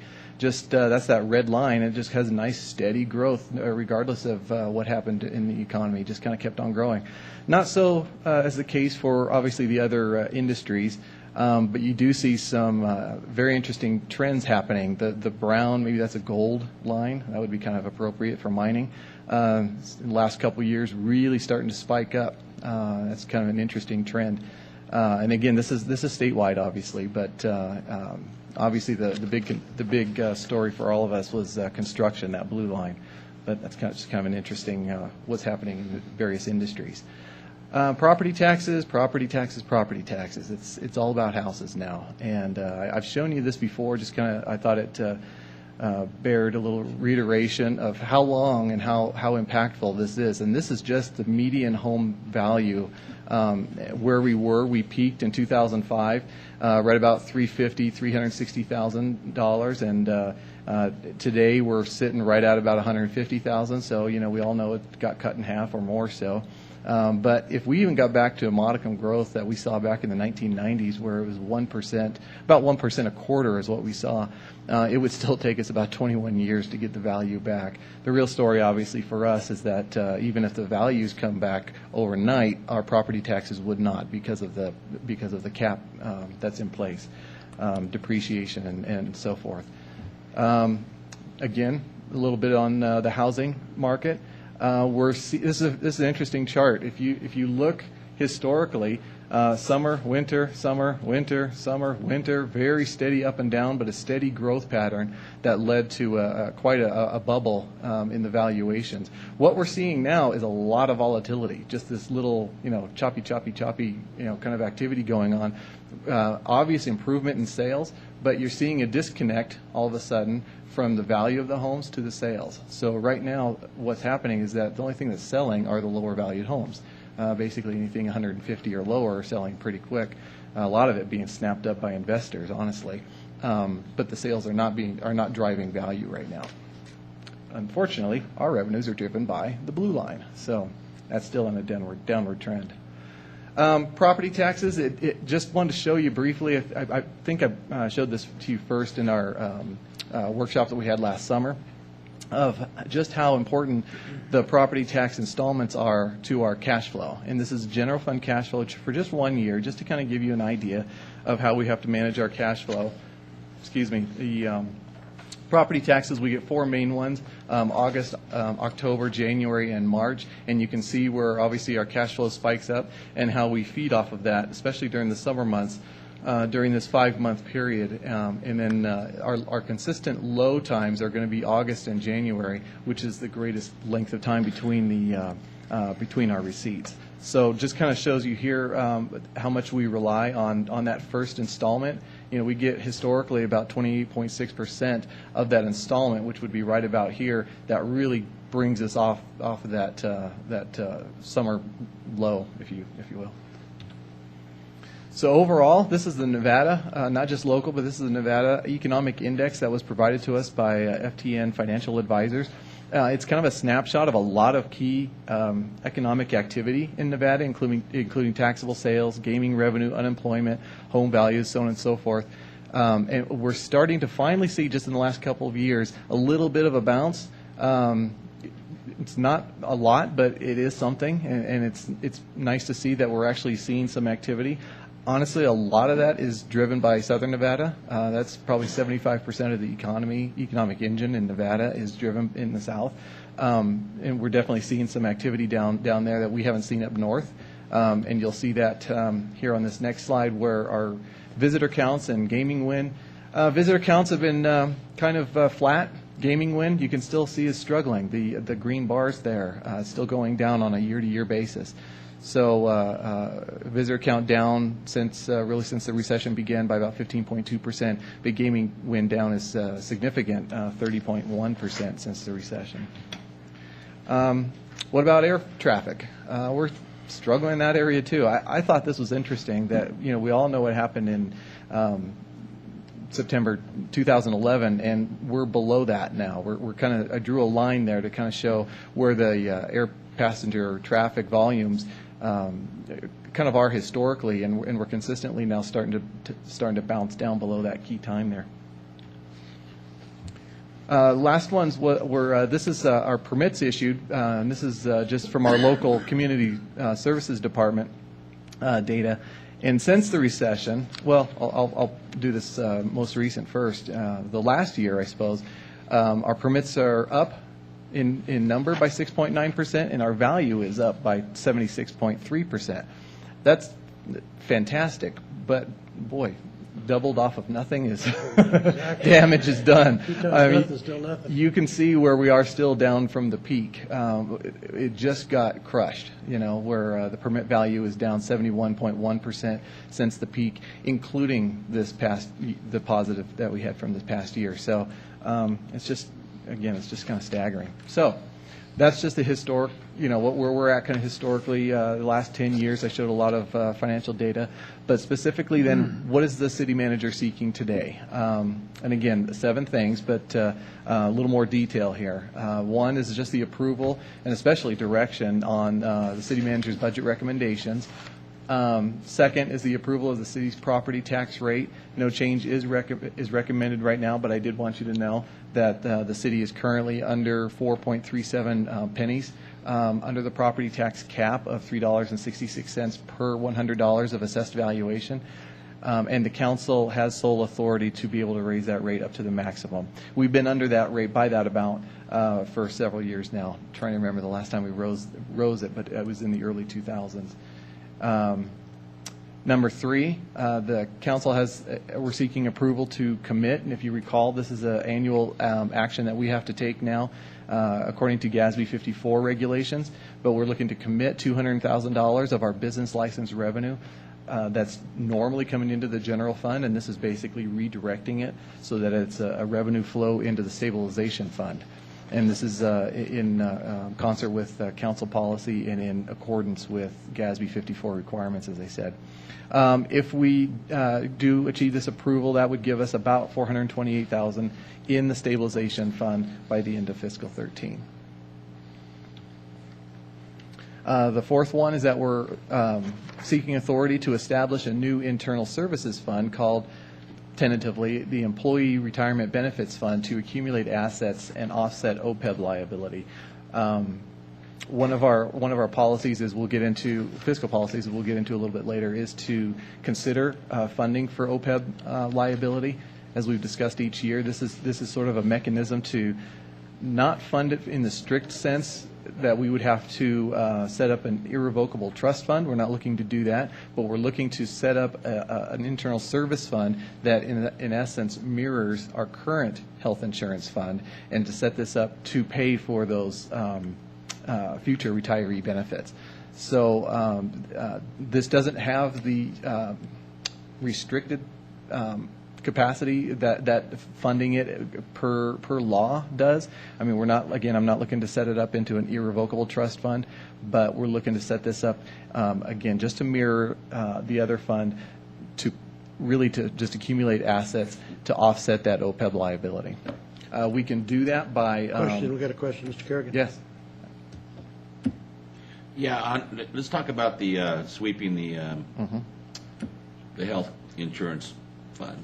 All right, where are we legally on that? Can you tell me, as far as, I know that supposedly the legislative branches holds the purse strings. What do we have to fund our health care to? Is there a number, or where do we stand on that? Not legislatively, if I understand your question right. There's not a requirement to fund it other than keeping it solvent. Okay. All right. Mm-hmm. I mean, but there's not a certain level. Like, there's nothing in the NRS that says that you have to maintain, a certain amount of coverage over your liabilities or anything like that. Okay. It just says you're required as a city to maintain the solvency of the fund. All right. So what's that? Okay. In addition to that, Mike, through various contracts, you have entered into labor agreements and resolutions which say that you will pay for the cost of a health care plan, and the benefits that are in that plan will be determined by a health benefits committee, and further we will do that through the payment of premiums. And so it does in annual series or biannual series of events, we have set premiums, and those premiums do go into a fund. If the fund was to perform under, the money stays in that fund. If the fund was to go over, the city would have to find the resources to pay for the expenditures and claims against that fund. So it is a very challenging position for you as a legislature, but you have contractually in labor agreements adopted language, and it's that language that places you in the position where we are responsible for the overall cost of the health care plan. Now, I understand that, but who decides on what the cost of that overall plan is going to be? So in other words, if the health care committee decided they wanted to fund that plan to $15 million, do we have to do it? If I may, they don't, in the contracts themselves, they each require that the type of benefits are that the benefits are maintained consistently over the term of the contract. So it's not so much a money as the level of benefits that have been guaranteed. Okay, so because once again, I'll get on my soapbox and say that $9.3 million for 435 people or whatever it is ridiculous. Okay, and what I'm saying is, how do we get around that and say, well, we think $7 million is good enough to run a health care? Or can we not do that? Because this was a burden that we've had since the 1970s. So what you're telling me is that we can never get this monkey off our back unless the healthcare committee wants it off our back. Is that a true statement? I believe that it's a multiple layer of considerations and discussions that are going to have to occur. That this body, I don't believe, based upon the way the contracts are written, can cut the benefits. I'm not saying Without cut the- the benefits. I'm saying cut the cost. There's a difference. Because I'm saying that if we can give the same benefits at a lower cost, do we have the ability to do that? You have in the various contracts also placed in the hands of a healthcare committee the establishment of what the benefits are. Okay, And so we lost that. So in other words, there's nothing we can do. If the healthcare committee wants to say it's $15 million, then we just suck it up and pay $15 million. On increasing benefits, Mike, you do have an ability through the healthcare committee. They don't set the benefits, but in order to change the benefits to lower them, they play a role that they have to through the healthcare process. They must agree to that, and that's what's contemplated in our collective bargaining agreements. And as, for example, Yeah, but they'll never come down on it because that's all I'm saying. Why would you? But my question is, how high can the healthcare committee go? The increase is your burden unless we are successful in negotiating with labor agreements and with the healthcare committee to hit a target amount that this council wishes to place. And that till you change. And that things. is okay. And that's an NRS that says that. It's in the contract. So in other words, if we broke the contract, they'd take us to court, sue us, and we'd lose because it's a contract. Is that correct? So somebody put a contract in place 40 years ago now, and we have to live with it. Is that correct? Until otherwise negotiated. Well, let's just forget about that. It's never going to get negotiated out. Who in their right mind, if you were in the union in this city, would ever do away with that health care? Because it is the primo of the primo. Okay, let's just be real honest with it. But my question is, we have if the health care committee decided that we were going to go to $15 million, they could do that. It's not. They do not establish a dollar amount. They recommend any changes to benefits. Okay, so they can recommend a change in benefits, and we have to suck it up. You can deny an increase in benefits. And that would be, for example, a benefit is how much you pay to see a doctor. What is the copay? What is the amount of the benefits that are provided? It is not for the benefits committee to say that the city of Sparks will budget $15 million for those. But we must negotiate in the labor process for the changes in the benefits or the change in the plan design, which would yield an outcome, which would be a budgeted amount. I've been on the city council since 1999. Have we ever changed the health care since I've been here? Yes. Okay, what do we do? Because I don't remember. You have on a great number of labor contracts, you have ratified existing language which perpetuates the system. That's answer one to your question. We have also sought and have received at times in that period going back to 1999 changes in our health care plan, some of those that were sought by the city and some that were of mutual agreement. As you recall, the change in the prescription where we split the savings in changing our co-pays and creating preferred brands and those types of things, we were able to properly weigh that between two parties and shared in the benefits of that. Last year, one of the major underpinnings that we tried to do was, as a city, we proposed, with your approval, a change in how our benefits were provided to go to a high deductible health care plan. Those were not ratified. That's the point I'm trying to make. And so you have had change, Mike. It has not been to the complete ability of a legislative group to say what this is going to cost. And you're absolutely correct. And so that's where we're getting the $400,000 savings to go into the new, is that we didn't need that much money. to fund it to whatever the level was. Is that correct? We'll be setting premiums for all parties at 8% lower next year. How do we get away with doing that then?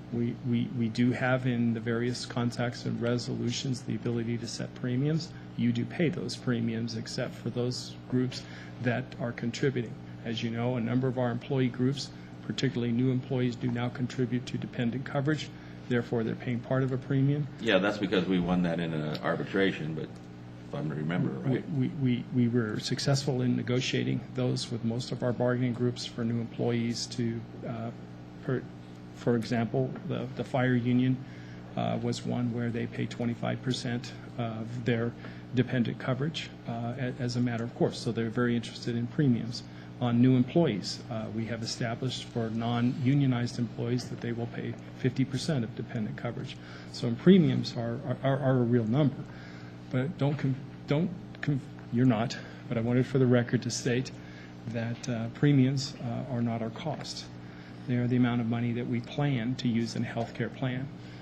We have had, in the last 3 years, good results, but largely because of the number of employees that are using the plan.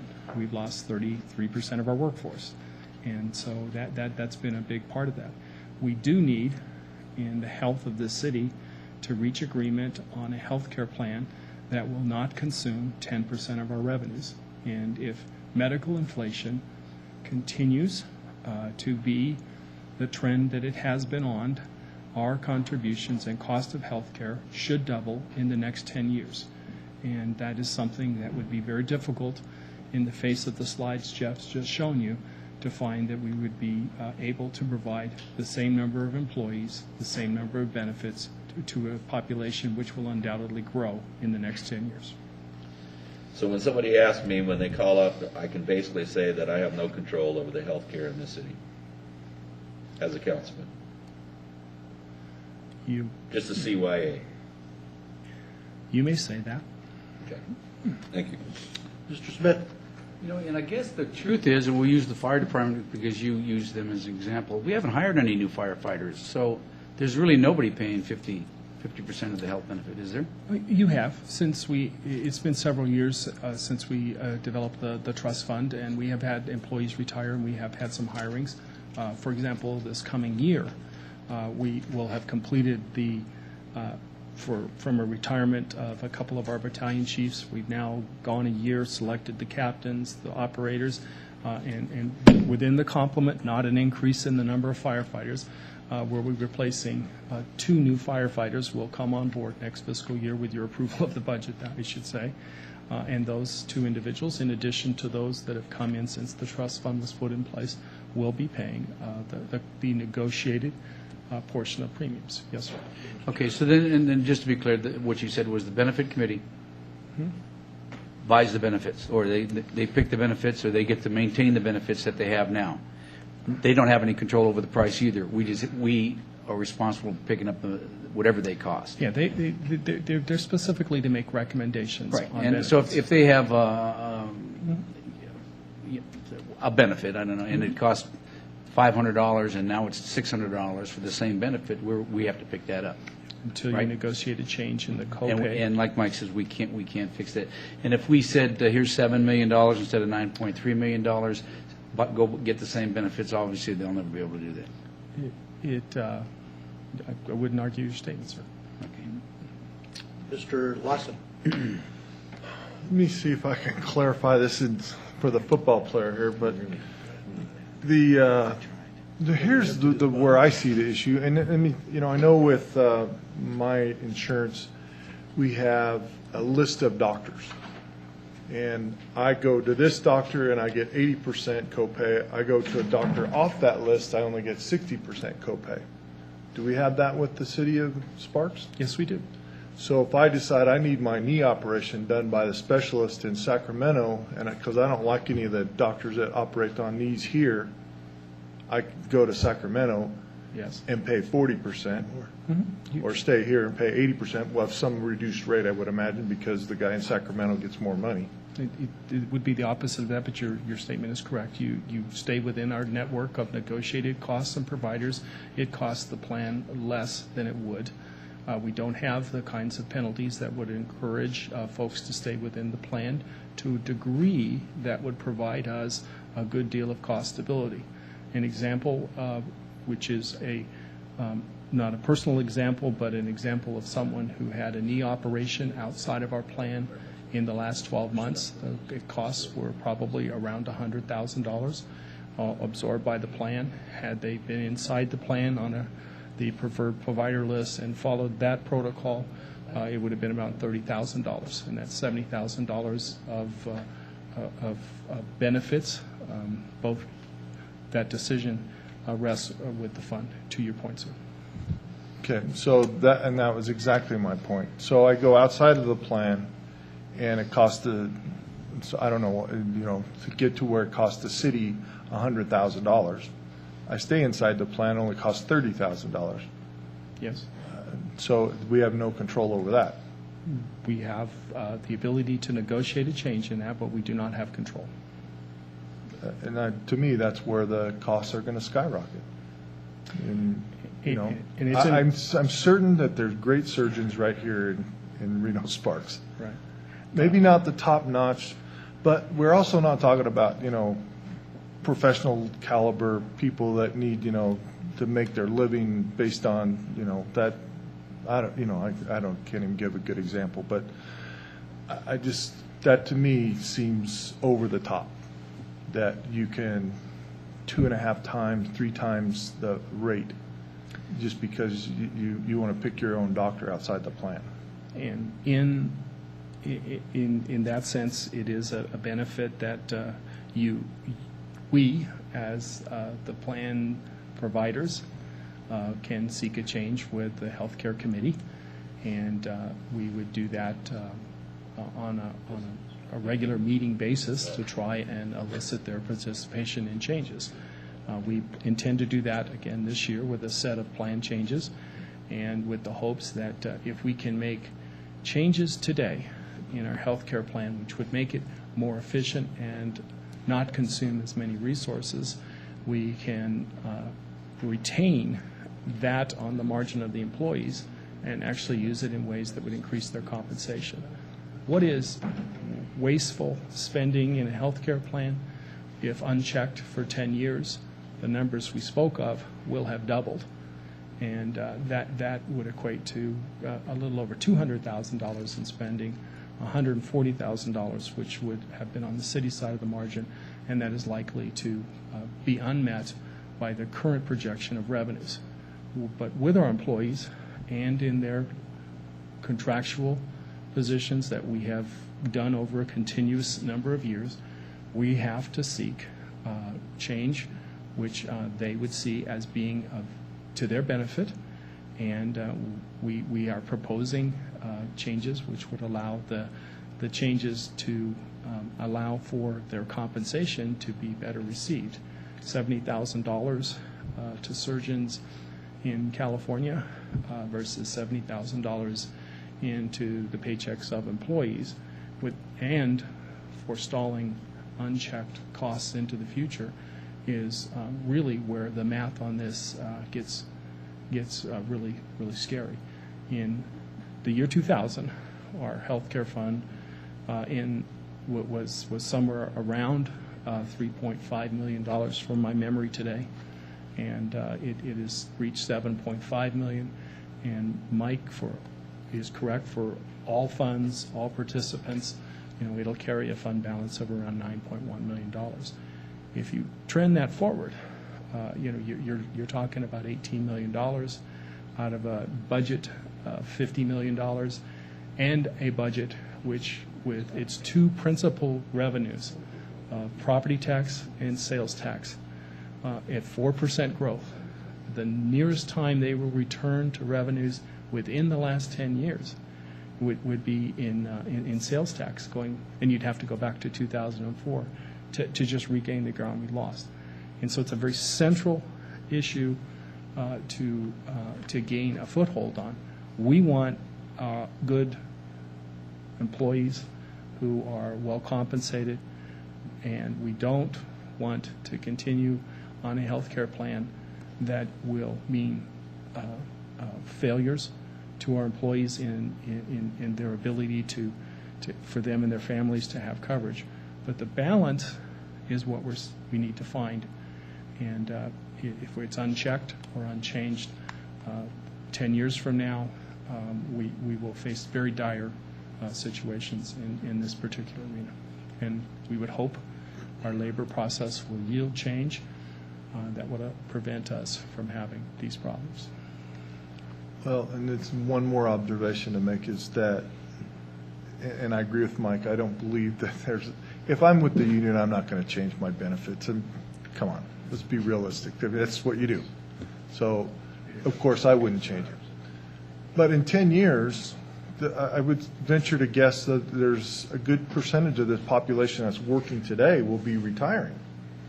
And that brings up the other side of the ledger here is the OPEB money that was starting to go up exponentially at this point, and we're at $5 million roughly, round numbers, that we're funding out of the general budget, general fund. So our health care increases to 18 million, our OPEB increases to 10. All of a sudden, just for that part of our benefits, we're half the budget if we stayed at 52 million. Even if we increase 3% a year, make it 70 million, 30 million, 40-something percent just in health care costs. It can't continue the way it is. We have to somehow come to an agreement with the union to point this out to them. Just the simple math can make this work out, that we can't continue on this route. And then we get to a fatal breaking point if we go that far down the road. And that fatal breaking point then is maybe retirees don't get any money. Maybe the city of Sparks files bankruptcy. I mean, there's all kinds of bad things that can happen. I'm not saying that's where it's going to go. I believe cooler heads and reasonable people will come to an agreement. But we need to point out the long-term problems that would occur without addressing it today. And that's a tough job for you. Thank you for doing that.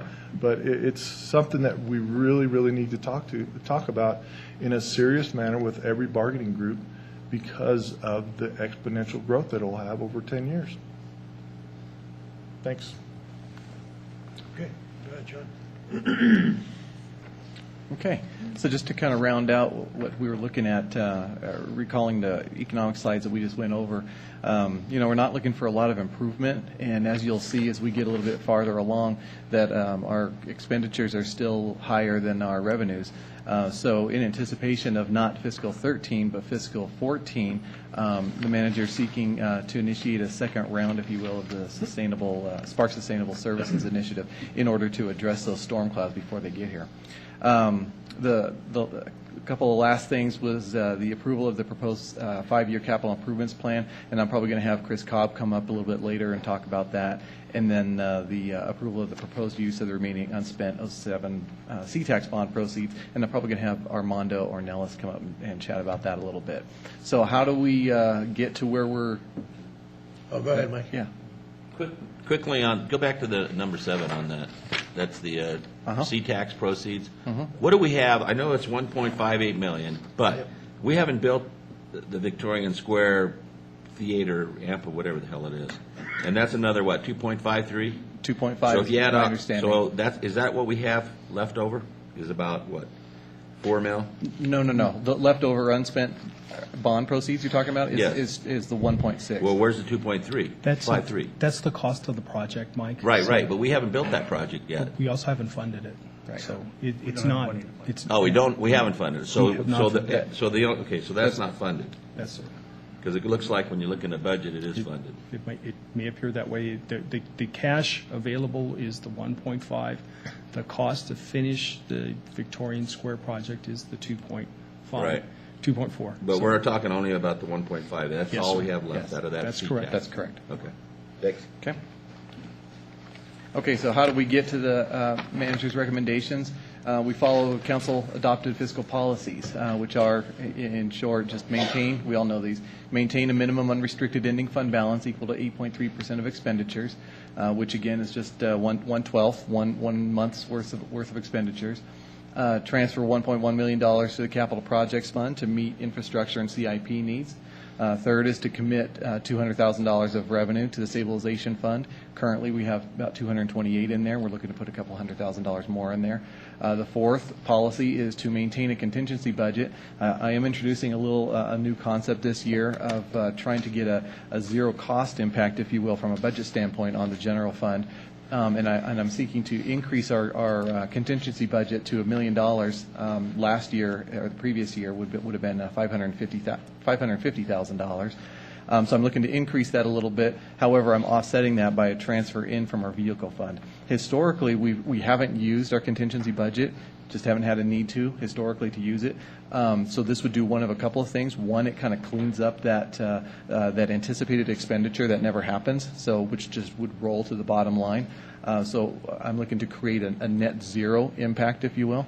And the second thing that this would do would be to essentially kind of double your power, your buying power, if you will.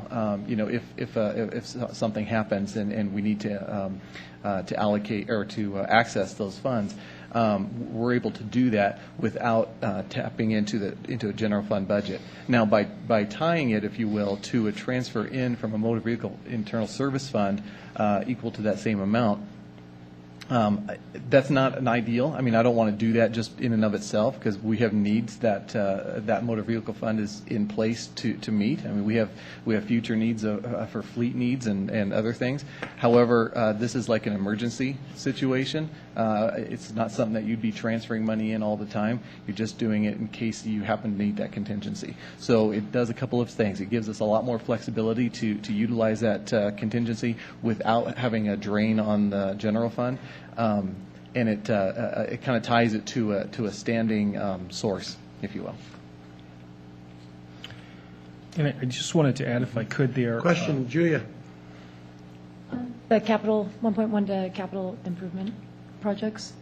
I just want to make sure that I understood something that I read, and I can't find it now because it's not formatted the same way, so can't point you to it. But did I read in there that the state investment in capital improvement that we lost is now back? Yes. And how much is that? Not much, about $200,000 if I recollect. Hence, we still have the need to fund our own capital. Yeah, it's very small. Budget. Thank you. And I just wanted to if I could offer, the contingency budget increase is also warranted based upon the slide you saw earlier with our cash flow. If we had an emergency in the month of August, which is our lowest cash point, having a higher contingency is an important safety mechanism for our fiscal security, and is recommended on that basis. And the use of the internal service fund also would give you the ability to deal with a major emergency. We have not utilized the contingency fund in the city of Sparks for a great number of years, but we believe that these are new times with a downsized organization, that we do need an increase in the contingency. We intend, as managers, to, absent a major emergency, not to spend the contingency. And we have gone through several disasters in Sparks where we have finished the year without spending this contingency. But I do think it's an important safety valve for the security of our residents to increase this to $1 million, as well as to have this transfer potential so that we can really manage our city in a time of crisis. Okay. Next policy is that we try to reduce personnel costs so that they don't exceed 78% of primary revenues. Now, I want to talk about this particular policy a little bit because it got a little messy on us this past year with the implementation of our new organization. 78% of our primary revenues, if you recall, our primary revenues are property taxes, C taxes, and our licenses and permits, and that makes up, and still does, 85% of our overall total revenue. When we developed this policy in the past, that's was the most consistent model that we could look back on, and I can go back 5-10 years and see some consistency there.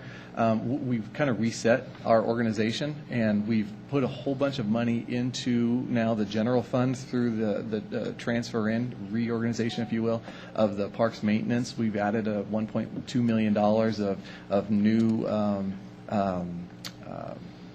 salaries, wages, benefits to the general fund. Now, it's a wash economically because we just reduced our transfer to the Parks and Rec Fund. However, when you're looking at a policy like this, it just got messy. So, we're re-looking at this, and honestly, I think is one of the policies I want to take back to council and see if we can reestablish this. We did look at this last summer. You may not recall, but when we were doing those little 2x2s roundtable last June, we talked about this, and we were going to roll it into our strategic plan, but that just never actually got formally approved to accept our recommendation of actually changing this from a 78% of primary revenues to 75% of our total revenues. So it might sound like semantics, but we've done a lot of changes to our general fund that the 78% of primary revenues just doesn't work anymore. And I think if you recall, historically, we were always in that 75% range. And when I said historically, in the early 2000s.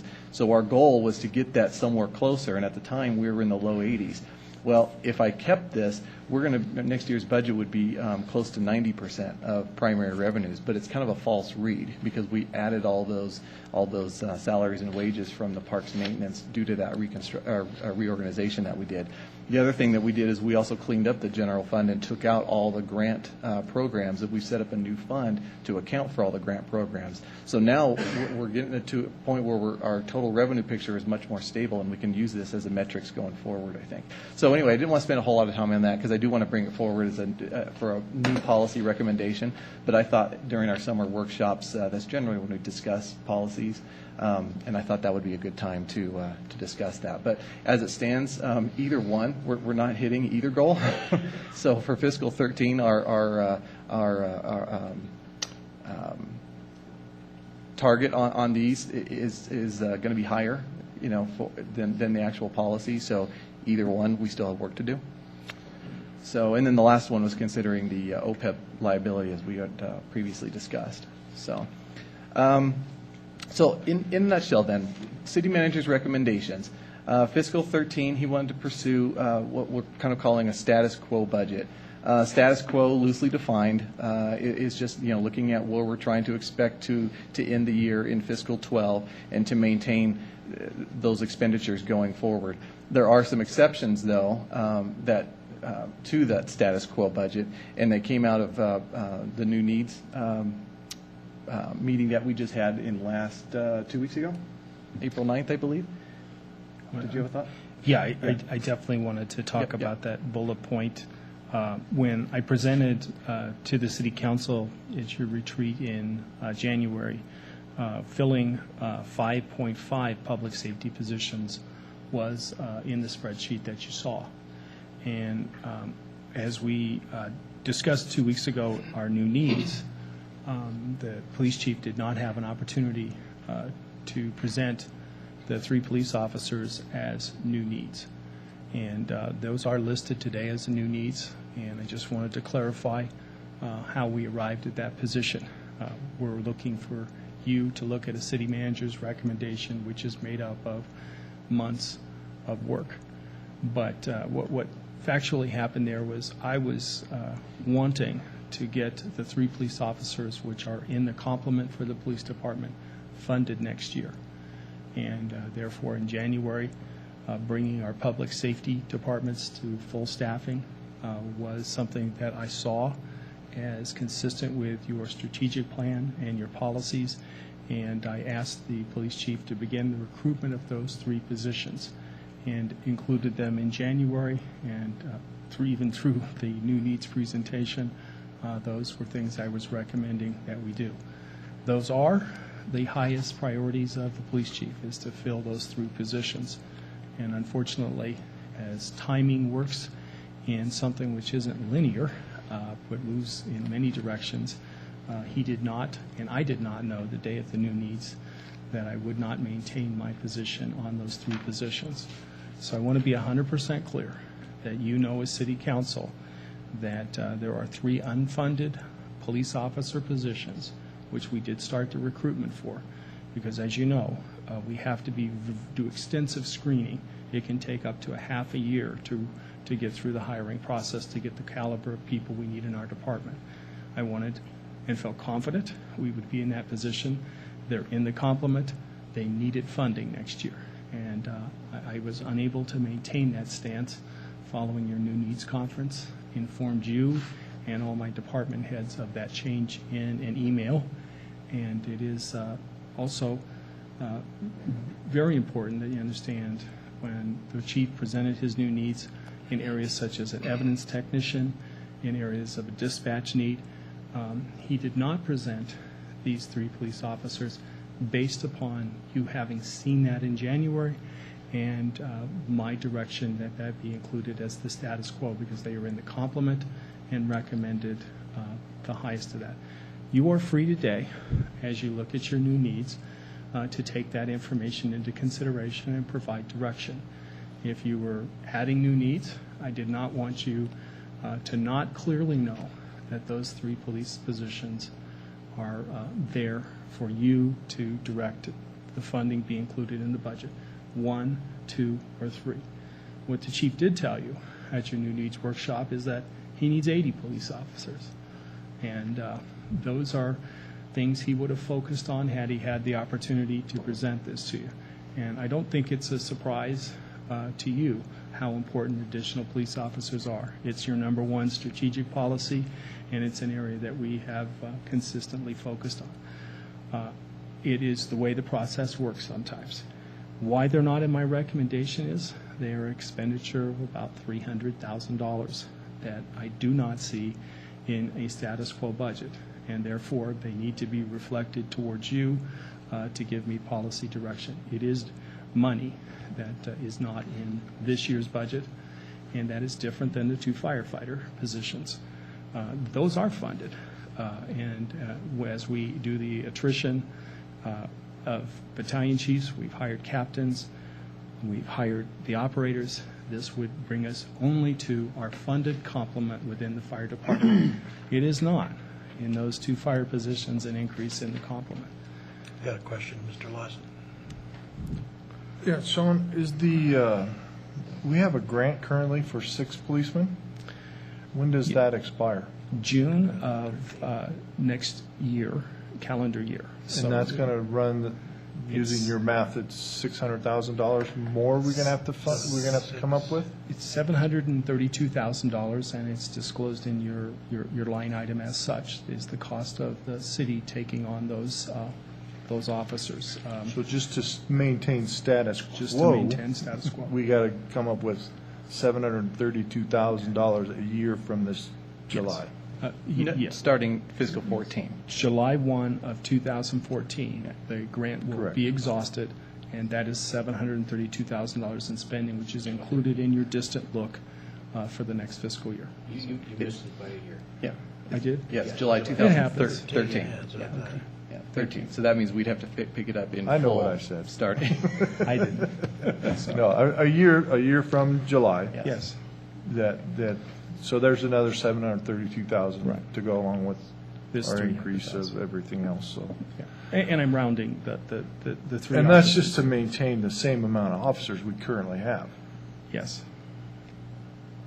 And the expectation was for our police chief that in January we were going to move to 3, and then with the end of the grant we would be paying for the additional 6. So a total of 9 positions would have been, in our general fund. 3 of those would be actually moved. Roughly total of $1 million. Well, the employee's age with merit increases, that's why it's a little higher for 6 than it is for 3. We would be hiring at the entry level, so I am using a little rounding there, but it is essentially right around $1 million decision that's in your hands. Or in your future, I should say. That it? Yes. Mr. Kerrigan? Okay, Sean, but you already have that $726,000 in their budget. I mean, it's already there, so we see the numbers there. Yes, you do. Going back to this year, this is something we were talking about earlier, filling the 2.5, or filling the 2 vacant firefighters. Mm-hmm. You show that as 200,000 or whatever it is, but that's already in the budget because it's still there. I mean, so that shouldn't be there, that 217. That's correct. It shouldn't be there. Yeah, okay, because they're already That's funded. information I learned today from the finance director. Yeah, Yes, sir. okay, great. So there's $217,000 that we have. Can I? Sure. Yeah. No, that was in our budget. The 217,000 that you're seeing there is the difference between what we're expecting in the fiscal 12. What we held open was, those positions were held open. A status quo budget, per my definition earlier, was where we're expecting to finish, what the costs are in the current fiscal year 12, versus what we're budgeting next year. They were in the budget, but we held them open. So we didn't fill them. Yeah, I understand that, but the money's still there, so it shouldn't be 217,000. It is, though, because we're comparing what we're expecting to see, the estimated actuals, if you will, in finance speak. So you're saying they were vacant all last year and you Yes. didn't show that? Okay. Well, we did, because we're capturing the cost or capturing the savings, and it flows right down to the bottom line. Well, it's still, you're shuffling it around, so it didn't really matter. You- Okay, you- as far as, going back to what you said about. Just to be clear, your view is the correct one. Right. Okay. Thank you.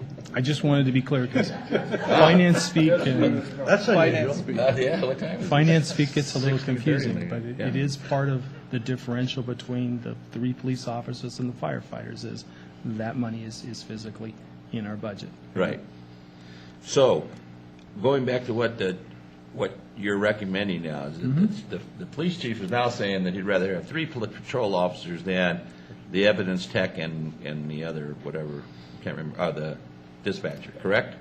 He would like all of them. Well, I mean, he'd love 80. But in factuality, he. But that is priority number one. His priorities are the officers.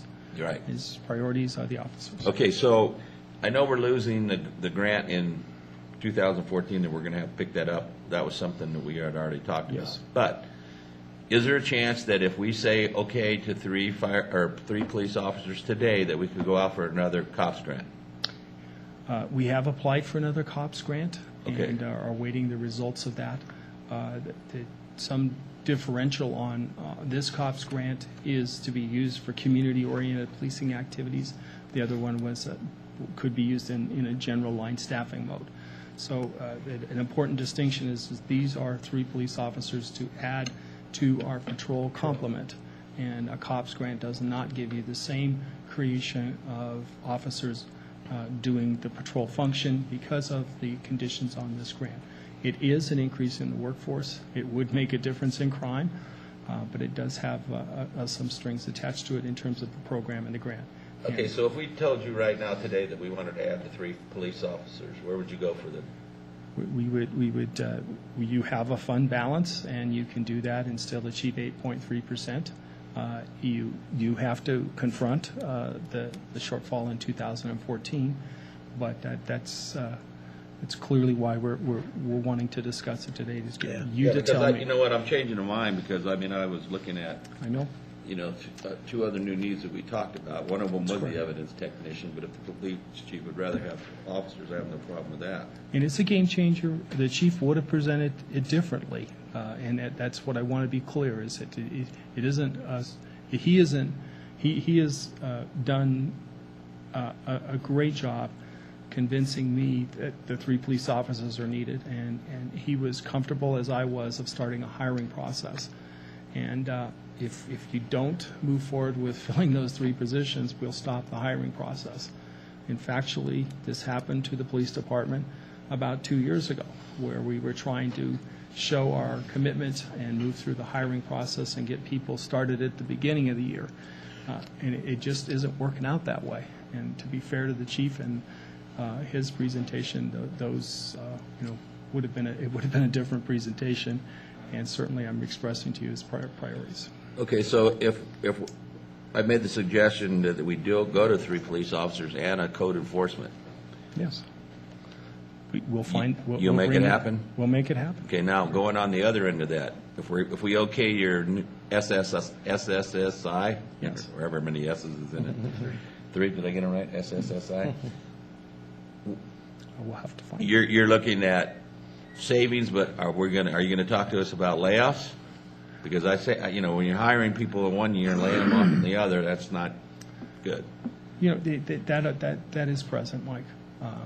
Finding the $3 million in the phase 2 of the SSI will involve all tools that we have at our disposal. For example, if we were to be successful in negotiating a 5% reduction in pay or benefits in terms of its bottom line cost to the city.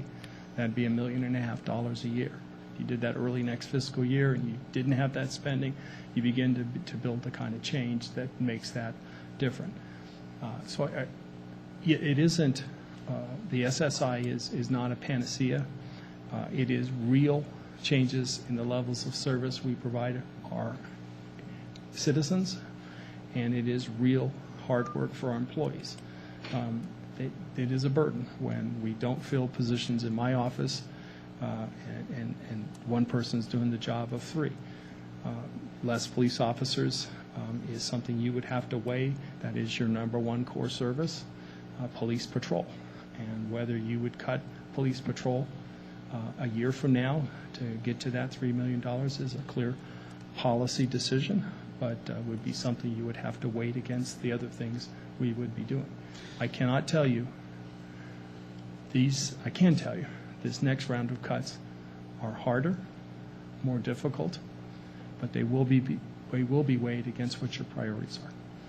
Well, and then my last question, I'll let somebody else jump in here, but when we have our stabilization policy that we gave to you, and that had to do with the super contingency fund, the contingency fund, and our CIP. So do you want that kind of direction? If I said I would be willing, I would like to see a code enforcement officer, and if we have to come down to 1 million on the CIP instead of 1.1 million, would that? Yes. Okay. Yes, we bring you a policy compliant budget recommendation. Yeah, because that is our policy, and if we want to, I mean, right here is where we could talk about if we want to. And we do try and talk about the gray area as well. Mr. Reddy. I'm out. Question was answered. Okay, well, then I'll just go ahead. I would agree, the people doing the work of 2 and 3 and 4 employees, I mean, that's what's happening out there and outside of government.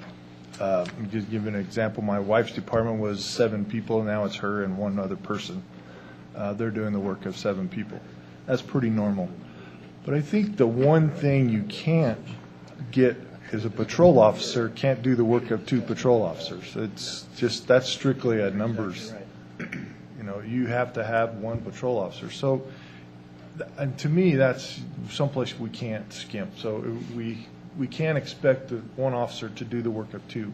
They physically cannot be in 2 places at once. And that's just the nature of police work. So from that standpoint, to me, the 3 police officers make a lot of sense.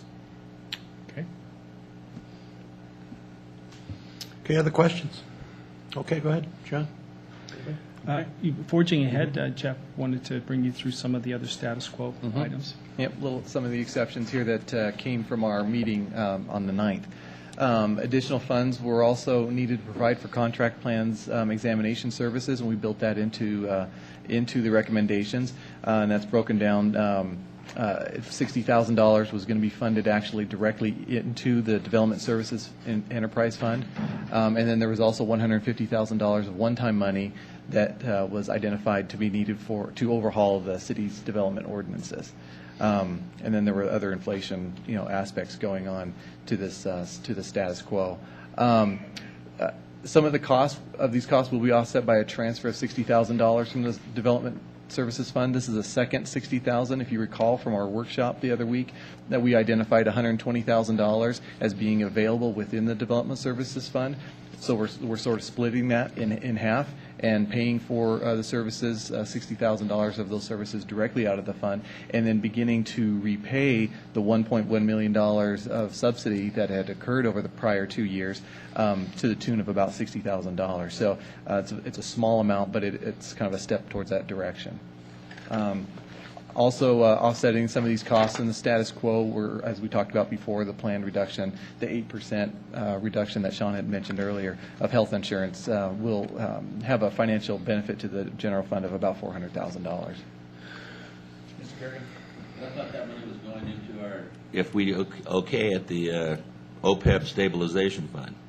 If there's anything left, the way I would work as far as that sweeping activity would be after the year-end audit.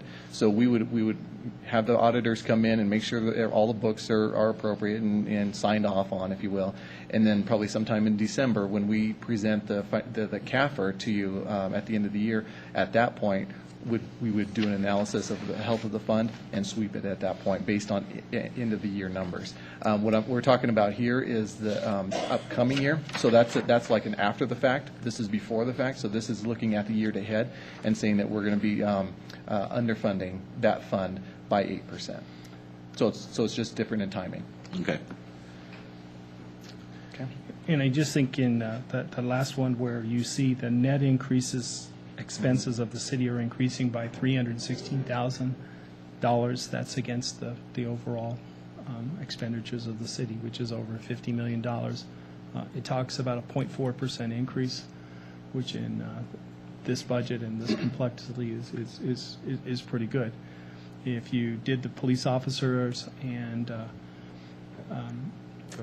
code enforcement, for example, and you increased that by $400,000 or doubled that, you would still be under a 1% increase in expenditures against your priorities. So I just wanted you to see that there's a pretty remarkable outcome in terms of cost containment next year presented in this budget. Okay. So in summary, revenues are expected to decline by $900,000 or 1.7%. Biggest drop on there is coming from property taxes, as we've talked about before. The net expenses and transfers are expected to rise by $316,000, as we just mentioned. Overall, then, our expenses are expected to be greater than our revenues by about $1.6 million. That's for fiscal 13.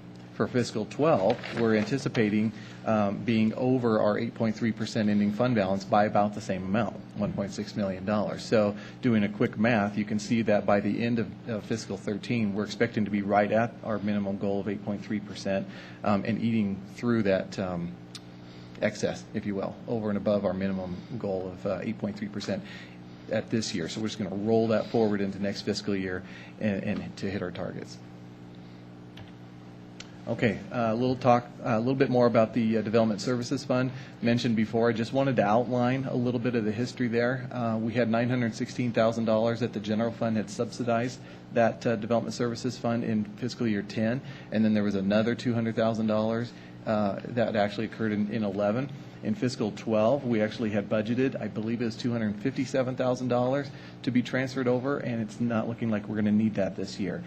Just the opposite. It's looking like it's starting to stabilize to the point where we can start thinking about paying that subsidy back. That's why we're talking about transferring $60,000 back to the general fund next year, and then also funding some other services out of there to the tune of $60,000. Okay. New needs, as Sean has talked about before. Just again, a bit of a background there. We met at the workshop on April 9th. We compiled the information. You received the feedback to that, and the city manager's recommendation at the time that only new needs with an identified funding source be included. And then we received direction from council, and we're actually seeking a final direction from council today. So all the new needs that were presented on the 9th are just listed here in columnar format. The ones at the very top were the ones that, there's only the 3 that made it into the city manager's recommendations. And then they're listed as you go from there. So we talked about the 3 police officers. I put a little blue arrow there since that's Sean had talked about before. It hadn't been presented before. The code enforcement officer, so on and so forth. So you can see that list. Go ahead. And they are presented in order of priority recommendation to you. So as you move down the list of things that aren't funded, I wanted you to be aware that that is the recommendation of priority. I noticed on the, I'm sorry. Thank you. I noticed on the plan, now that would be a contract, right? That wouldn't be an employee, just on we needed them on-call services, that type of thing? We'll do a little bit of a combination of that, but the prior new need was for a position, which is a permanent ongoing cost to the enterprise fund. And we felt we can best meet the peaks in terms of when we have a peak in that by having retained and have at our disposal someone to take the peaks out of our plan checking, at least for the next year and possibly longer, until we could better judge that bringing on a full-time employee would be sustainable in that area. So there will be $60,000. It will be committed and used on a demand basis. It's not we're giving you the money. Right. You earn that on a piece basis based upon the complexity of the project. And what would a plans examiner working for the city make? Impossible to answer your question. It depends entirely upon the complexity of the project before them. If I'm remodeling a kitchen, that's far different than if I'm building a new office building, for example. Well, I know, but if you're going to... We will go through an RFP and engage No. I'm asking professionals. if you hired a plans person right now, because if you hire a plans person, he's going to do the kitchen deals, he's going to do the office building. I don't have that number, but it would be based upon hiring a qualifications-based proposal for a professional service. You could assume that to be between $50 and $80 an hour. That would be a loaded overhead cost. It could be lower than that, and I'd be happy to answer that to the entire council at a subsequent hearing when I've had a chance to get you the number. But what I'm getting at is if you did hire a plans examiner as an employee, you'd have benefits and everything on top of that, Yes. so it would be And that closer to 100? it was actually, I believe, 160 the last time you saw it. 160,000? Yes. Yeah, okay. That's all I was trying Sorry. to get to. Okay. Any other questions? Go ahead. Yeah. Got more? Yeah, these are just listed. I'm not going to go over them. We already talked about that on the 9th. We're really looking to see, direction as to which ones you want to include. That leaves us with fiscal 13. So looking ahead, fiscal 14. This was kind of our first baby step, if you will. We haven't really wanted to take a foray into looking anything beyond even if one fiscal year since this recession hit us for a lot of reasons. You just couldn't predict much of anything there for a while. But this is our first baby step, taking that look. And right now, based on those slides I showed you earlier, I'd say our best outcome that I can think of is that our revenues will be flat. I certainly don't expect growth, and I still think there's going to be challenges out there. There's a lot of things going on in our economy that can tip this even down further, but probably looking optimistically. And when you look out, you say, well, I don't know what's going to happen on one front. Let's just kind of leave that flat and deal with the things that we do know about. And we do know that there are some expenses that are looming on the horizon. Talked about before the COPS grant to the tune of $726,000. We presented earlier in other meetings that we have redevelopment area 2. Their debt is potentially going to be subsidized just due to a lack of property tax increase that's going to be happening. Razor thin margins right now. Jeff. Oh, sure, Jeff, absolutely. On redevelopment area 2's debt, if we have to come up with $500,000 in 2014, can we take the 1.58 that we have in our C-tax and offset that? You can use that to pay the debt proceeds. Right. Yeah. So we could effectually take care of that for 3 years. Well, 5 point. Yeah. For a sense, yeah, in a sense, yeah. Yeah, you wouldn't be prepaying it. You wouldn't be paying it down. I mean, it's not a great use of your bond proceeds because you're not able to do anything with that except you would be paying your debt service. And No, I'm talking about can we cover that $500,000 because Yeah. it's coming from our general fund. Right, because- so if we have to, we could reduce our capital improvement by Yes, you could. 1.58, pay it off with the C tax, and then take that 1.58, pay that off for 3 years. Correct? Yes. Okay. Okay. That is. Oh, Go ahead, Jay. To follow up on Councilman Kerrigan's question, we can take that 1.58 and release pressure from the general fund specifically, or generally, and not even have to say it is designated specifically to that $550,000 hole we're going to have, but just that we want to put that money into the general fund. Right? No. It doesn't. No, you wouldn't be moving that money into the general fund. You'd be using that money to pay the debt service. That's It's not the related. only thing we could do with it, let me say Yeah, it. it's basically when you issue a bond, we didn't spend those bonds. So Right. instead of using those proceeds on the project that it was designed to do, you instead use that money to just pay the debt service. So you're not really, you wouldn't be, plugging that money into the general fund and letting it sit there. I wouldn't see a $1.5 million increase to my general fund. Right. But what I'd be using that money is to pay the debt service as it comes due.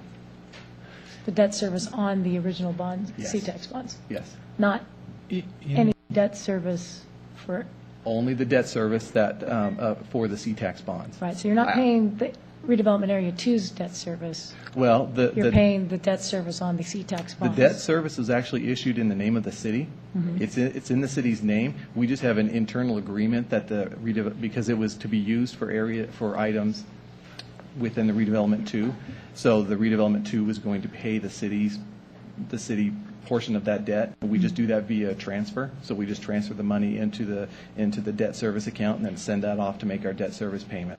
So at the end of the day, what this would mean, if we followed this process and we had to come up with $550,000, basically what that means is that the city's just paying for the debt that's issued in its own name. But that could also be the CTEX debt, it Yes, could it be can. any debt. Yep. And so as you would take action subsequent today relative to the use of those funds in item number 7 on your agenda, portion of here, you could provide us that direction not to do those two associated capital projects and free up those revenues to pay legitimate bond expenses, freeing up the pressure on the general fund. So you do have a path to give us that direction today. Sean, how critical is it to do some deferred maintenance on this building that we're going to be in for a long time? Sooner or later, we have to do this electrical upgrade, do we not? Yes. So how many more years can we put this off? It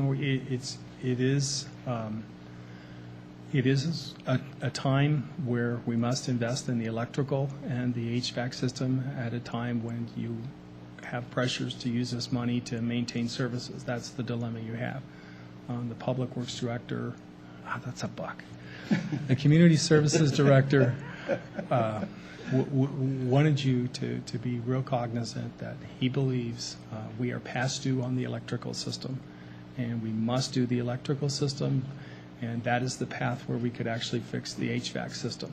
And both are failing systems and must be replaced. The total obligation is around $3+ million. You have to do the electrical first, and then you can tackle the HVAC. Deferral of those continues to subject us to failures. A failure we did have in the last year was in a critical server system for the city's e-mail system, where the electrical system did fail, and it failed in a way that is it just shows you don't have time to wait. So, Plus, the longer you put it off, the more expensive it is. And plus, I don't know that I'm in favor of creating debt to pay debt. Is that not what we're doing? If we use that money to pay off part of the debt plus the interest, we're just creating more debt. Well, we're not creating new debt. The debt was already issued that's right. for different purposes. There was 4 different projects that debt was originally designed to do, and for a variety of reasons, those didn't get done. So we have about $1.5 million left over. You can use that money to pay down the debt service. Okay. Not pay down the debt, but pay the debt service as it comes due. Yeah. Okay, thanks. Who else? Mr. Smith? Did you have? No, okay. Okay. What else? Go ahead. Yeah, so at the end of the day, looking at fiscal 14, we've identified $3.1 million shortfall, i.e. our expenditures are higher than our revenues by about $3.1 million. So, for example, if we did that debt service item that we were talking about, we would knock off $550,000 from that. So, and my point on this, too, is that, this is, and I labeled it on our little, single sheet here, a summary page, as a distant look. A lot can happen in a year. The revenues could go up, could go down. That's a firm bet. It's going to go up or down. Yep. But what we don't know is the exact dollar amount of that, and that's what the the SSSI portion of this recommendation is designed to do.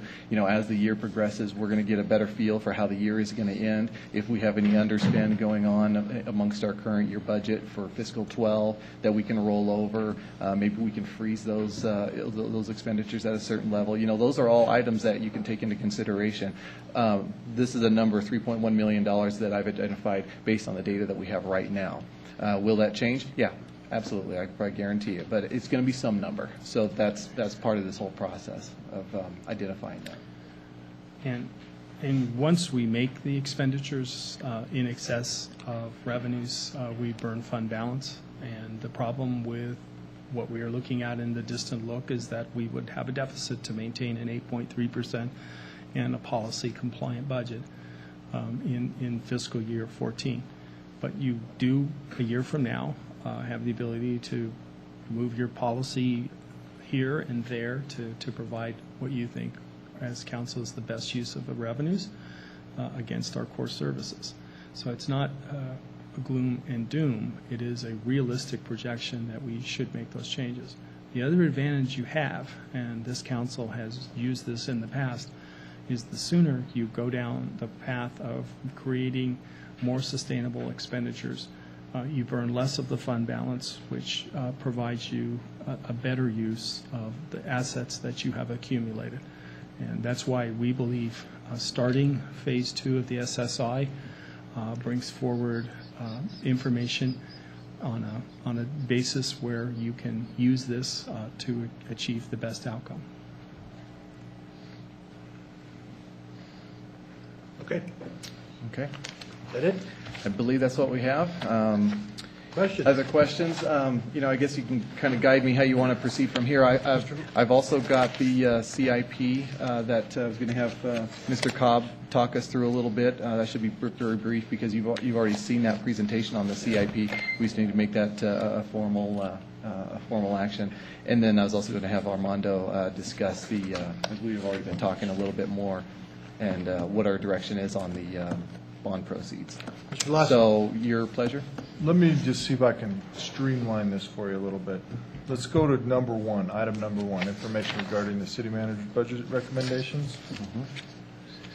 And your bullet points there, 2.5, current vacant public fire safety, public safety FTEs. Yes. Good. I'm on page 16, item number 1. Summary of the manager's budget recommendations for fiscal year 13. Information regarding city managers. Are we all on the same page yet? Right after. Are we talking about this one? Agenda item. In the staff report? No, in the presentation that Jeff's just been going through. Okay. If you were Is it this one here? If you were hinting at motions. No, not there. It's right below the. I'm just giving you my opinion. Opinion. Okay, sir. I'm not making a motion. Darn. Okay. If we could go back and make a motion afterwards, but these are just my suggestions. So to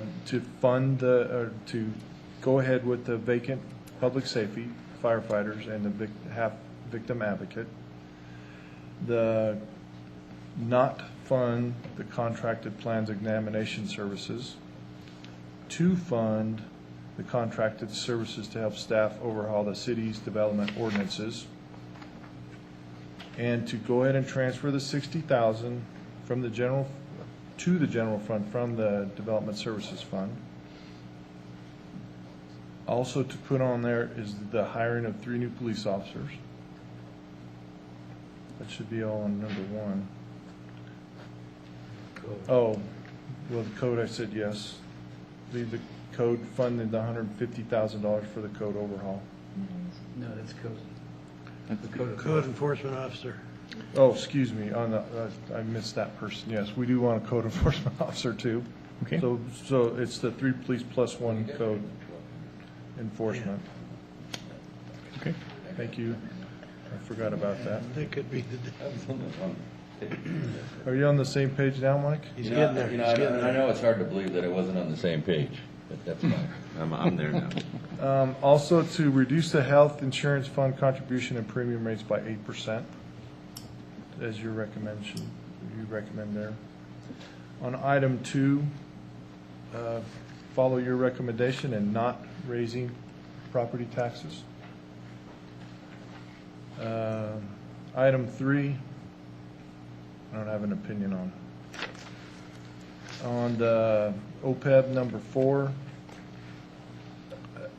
the more I was originally against that, but I think that makes some sense to get that money set aside, that it's not totally locked up, that we can use it to pay for insurance down the road, which I believe we're going to need for sure. So that to keep that, yes. And then yes on the Spark Sustainable Services Initiative, to implement that as you see fit. And the capital improvement plans as presented, yes. And then just the last one on number 7 is the C-Tax, or bonds. Yeah, the C-Tax bond proceeds. It makes perfect sense to me. You got $1.58 million. I looked at it. If we pay this out of the general fund over the next 3 years, we're going to pay $1.69 million. Let's just see what happens. Pay the C-Tax $550,000 for the coming year, and we'll reevaluate next year. See, that's $550,000 more that can be used in the general fund as something else to help for some of the shortages for the police and the code enforcement officer. So that's my kind of overview quickly on your recommendations. Ed, you skipped over the $200,000 to the stabilization fund. I didn't have an opinion on that. Oh, okay, sorry. I didn't skip it, I just don't have an opinion. Miss, you done, Ed? Yes. Ms. Ratty? So, I'm feeling like as a city we're behaving, I mean, I like a lot of those recommendations, obviously, but I feel like as a city we're behaving slightly schizophrenically. And so it's my concern that we're adding some of these positions in, and I would love to see 3 new police officers, and everybody knows how much that I would really, really, really like to see a code enforcement officer, since I've been asking for it since probably the day I was elected.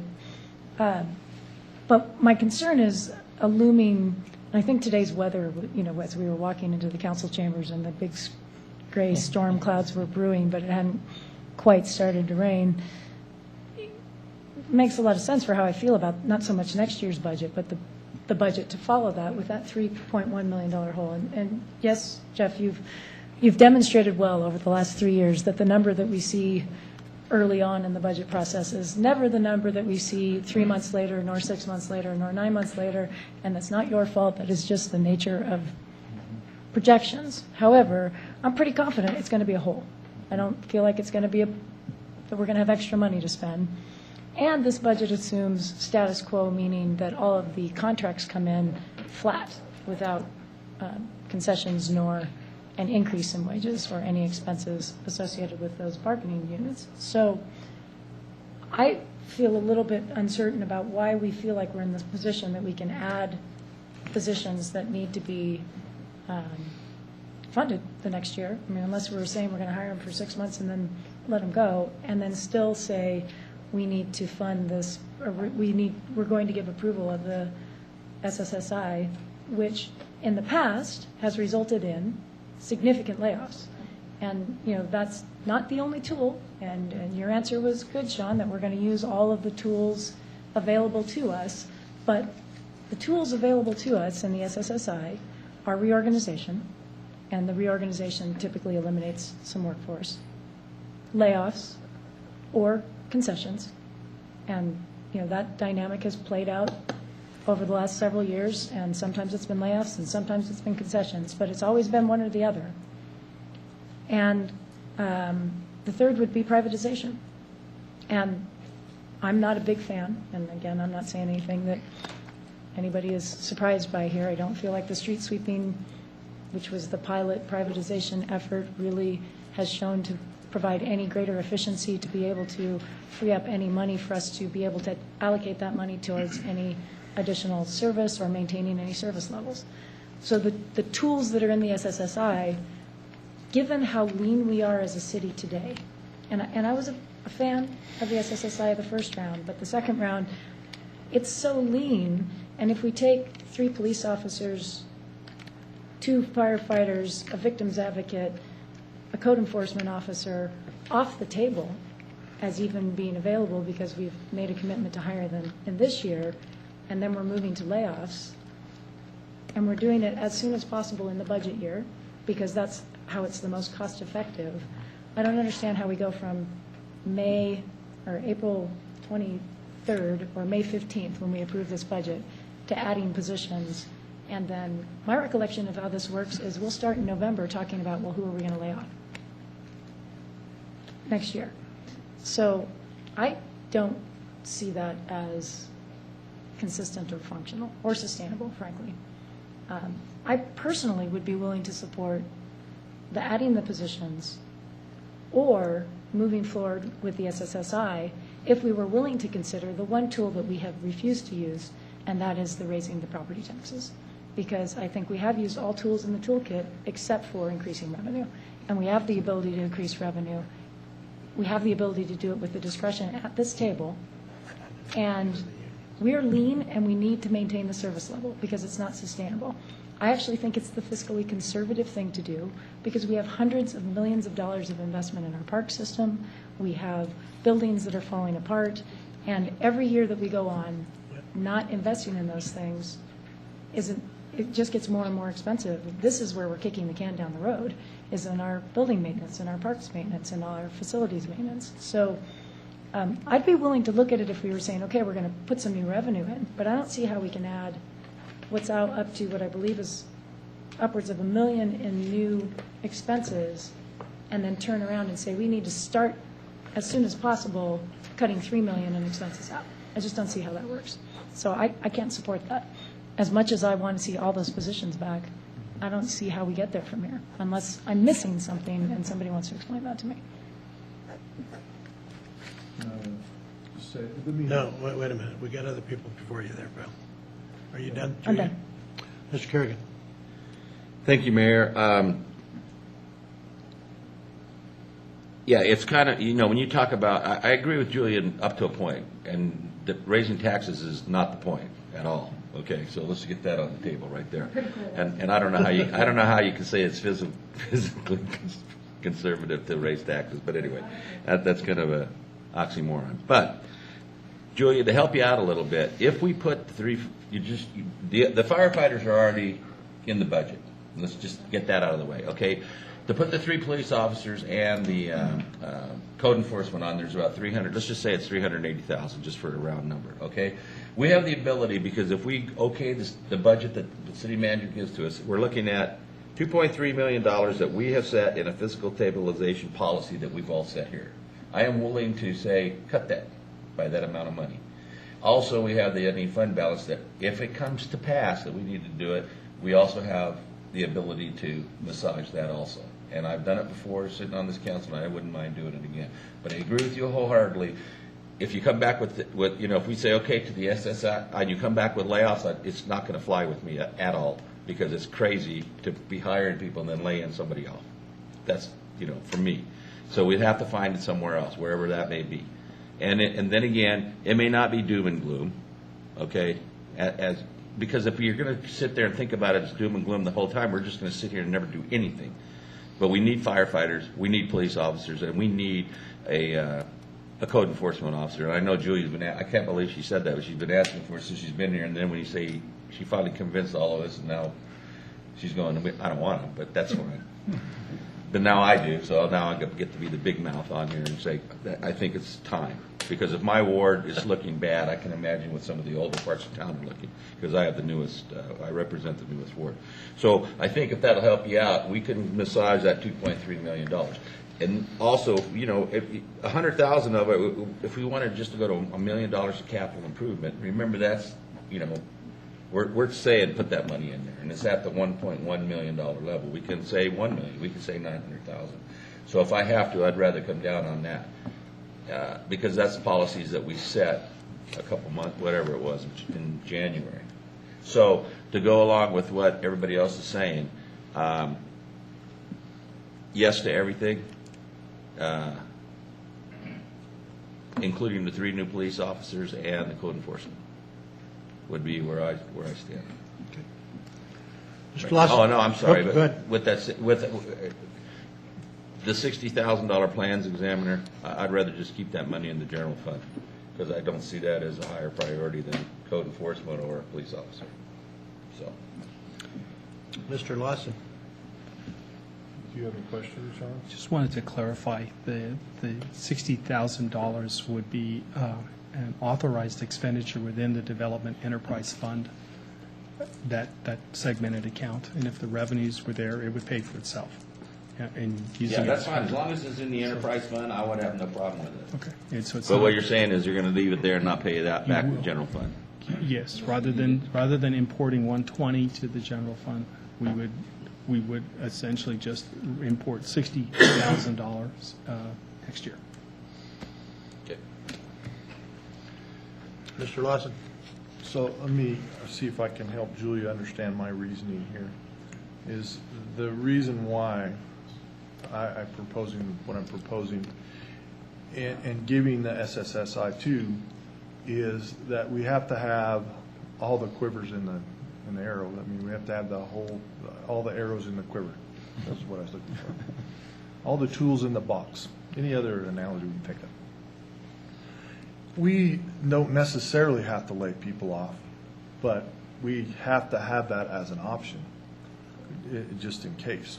So it's, to me, is giving Sean the most latitude to accomplish this goal. And quite frankly, planning 2 years down the road at this point is extremely difficult. We're not planning in my business more than 3 to 6 months ahead. So to try to look ahead for the city for 2 years from now is nearly impossible, I think. And it's as good as Jeff is at his process. What do you call it? Prognostication. We'll go with that. Yes. He could be off. He could be off by $2 or $3 million either way.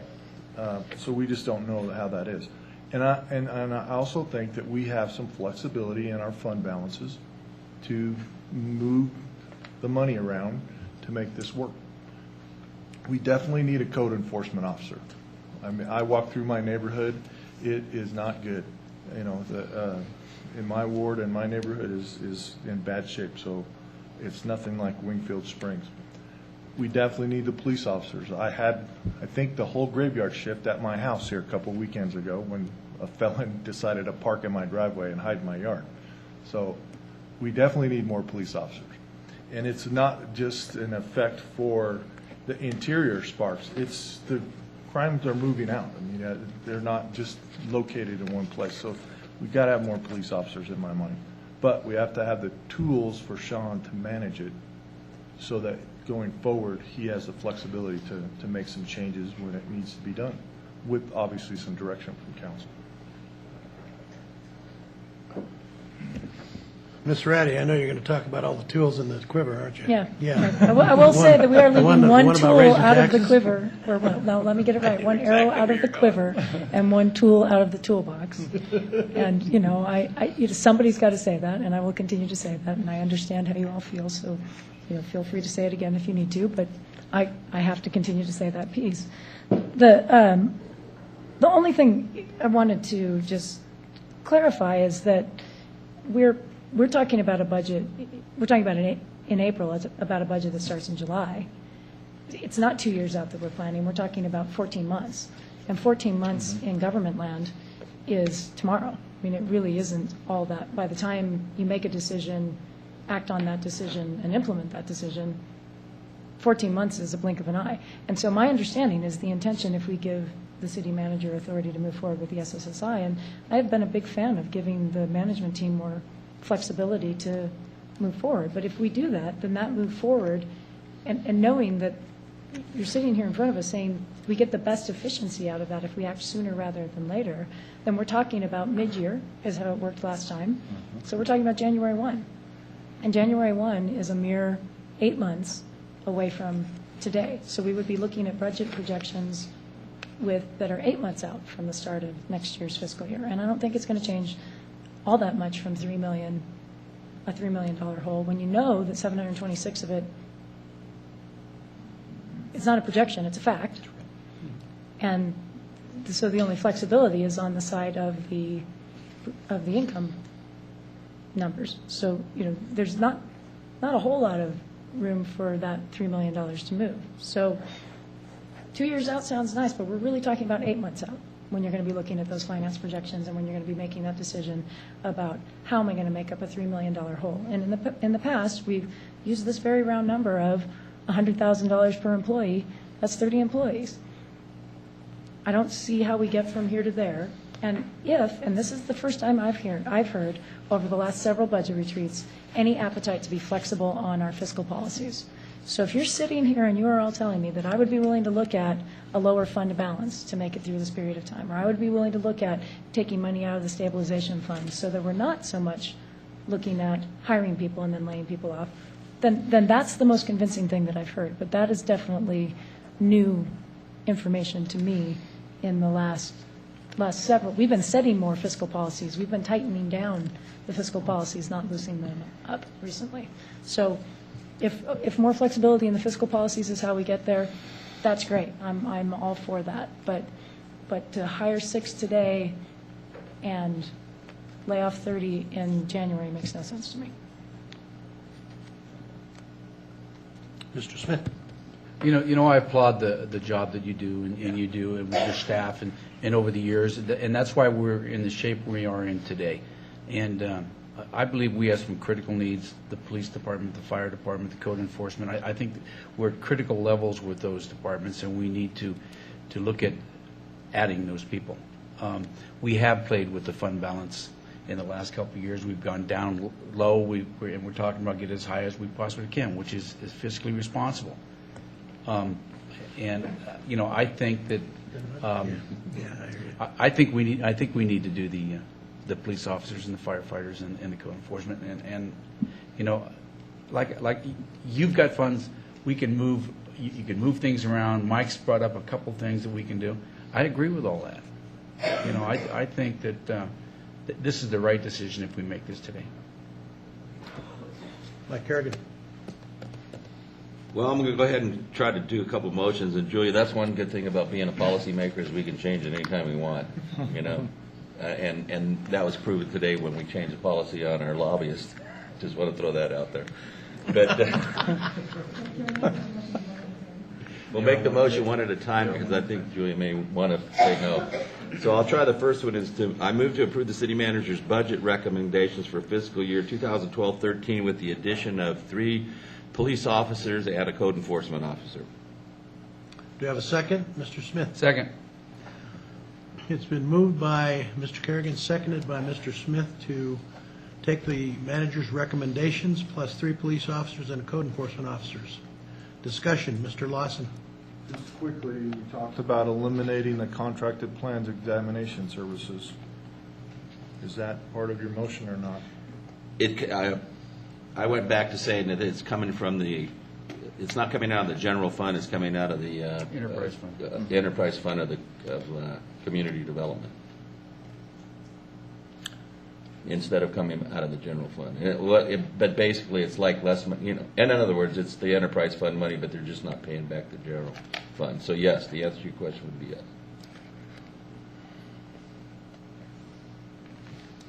Ms. Reddy? No? Okay, we have a motion on the floor. Everyone understand the motion? Okay, please vote. Passed unanimously. Okay, so you want to go down these motions one by one. Okay, recommended motion number 2, talking about the property rate remaining unchanged. Ms. Reddy. I'd like to make a motion to raise the property tax cap up to the cap.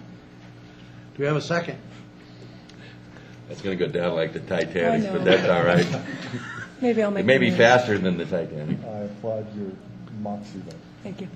Okay, seeing no second, the motion dies for lack of a second. Do we have another motion, Mr. Smith? I move to keep the city of Sparks property tax rate unchanged. Do we have a second? Second. Moved by Councilman Smith, seconded by Councilman Kerrigan to keep the property tax rate the same, unchanged, whatever it takes. Any further discussion? Seeing none, please vote. Passes 3-1. Recommendation number 3 to move $200,000 of business license revenue to the stabilization fund for fiscal year 12-13. Mr. Kerrigan. So moved. Do we have a second? Ms. Ratty.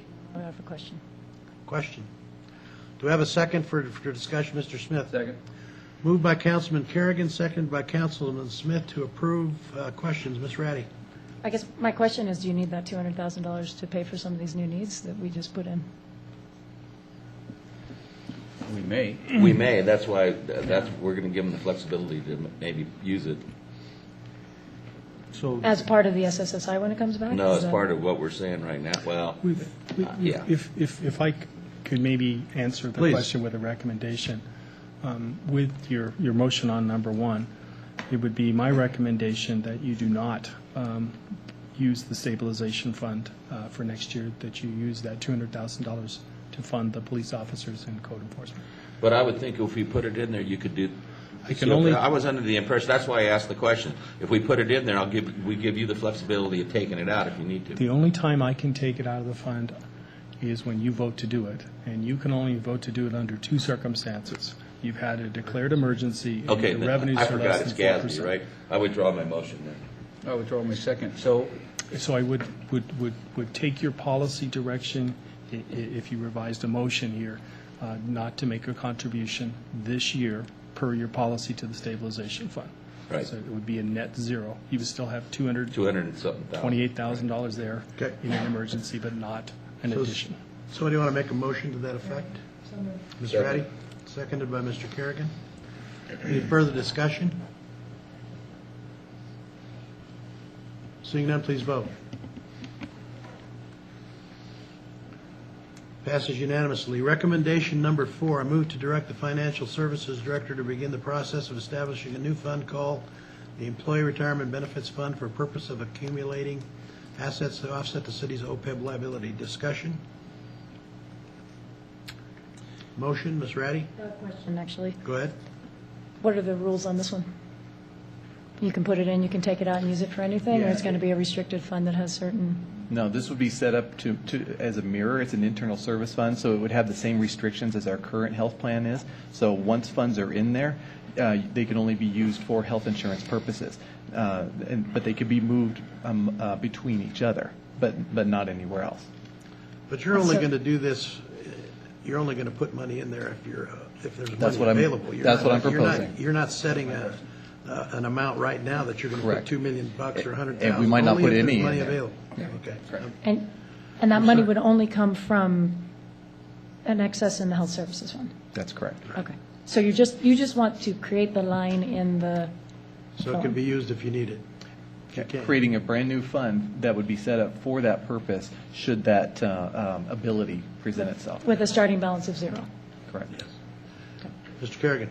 Okay, now going back to it, if you sweep that fund, where could we use that money?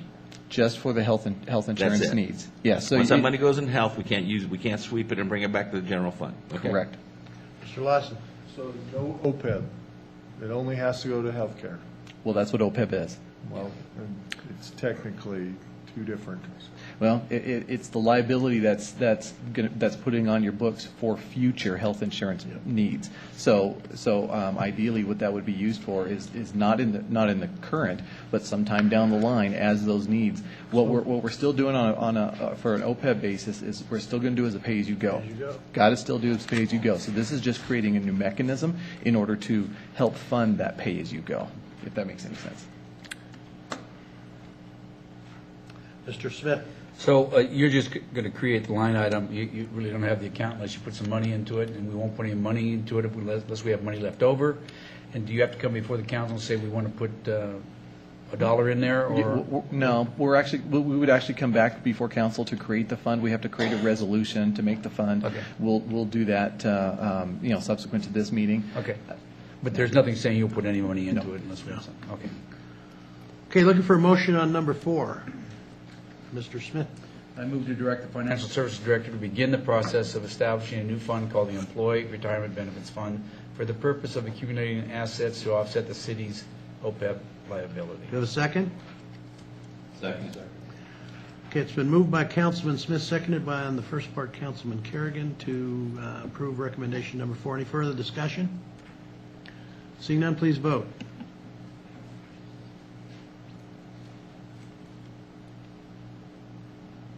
Passes unanimously. Recommendation 5, move to authorize the city manager to begin a second round of Spark Sustainable Services Initiative during fiscal year 13 in anticipation of fiscal year 14 budget shortfall. Questions? Looking for a motion. Mr. Kerrigan. I'll make that motion with the caveat that that the city manager has the ability to look at our fiscal stabilization policy, okay, and our ending fund balance. We have a second, Ron Smith. Okay, it's been moved by Councilman Kerrigan, seconded by Councilman Smith. Everyone understand the motion? Can I ask for a clarification? Sure. What do you mean by looking at the stabilization fund? In policy? other words, we have $2.3 million in there. If you think that we only need $2 million in our stabilization fund, there's $300,000. We don't have that much in our stabilization fund. Well, we have $238,000. Yeah. Yeah, not bad. And we have $101.1 million in our CIP. In the CIP, okay. And we also have $1 million in the contingency. I'm following budget. you now. You got Okay, it? I got you. I got you. Okay. Any further questions? Okay, please vote. Go ahead, you. Can you remind me? Oh, go ahead. No, I wasn't paying attention. she was asking me. I was looking at the screen. We good? We're good. Okay. Can you just remind me, process-wise, during the SSSI, which kinds of things came back before council last time, and how you intend to approach that in this next round of phase 2 of the SSSI? Happy to kind of, we're going to meet on Wednesday and lay out a calendar, if this motion passes, of what we're going to do. And it would be very easy for us to use that as an explanation to our employees as well as the council of the points where we'll be seeking council direction. Certainly in the area of privatization, the area of layoffs, the area of changes in organization. Those are all council policy matters, and they came to you last time, they would come to you again. We'll have to come back. Okay, thank you. Is that it, Jay? Okay, there's a motion on the floor. Any other questions? Please vote.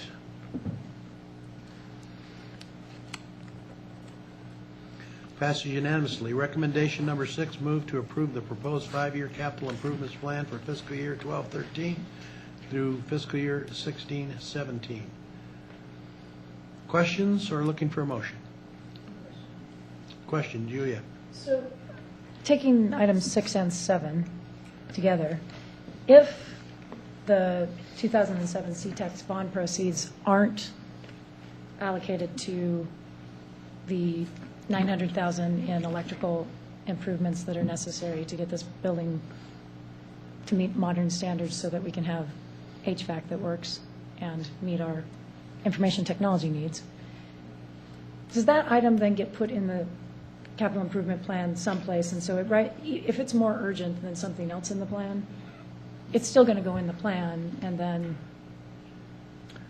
something else gets bumped? And my question is, what gets bumped?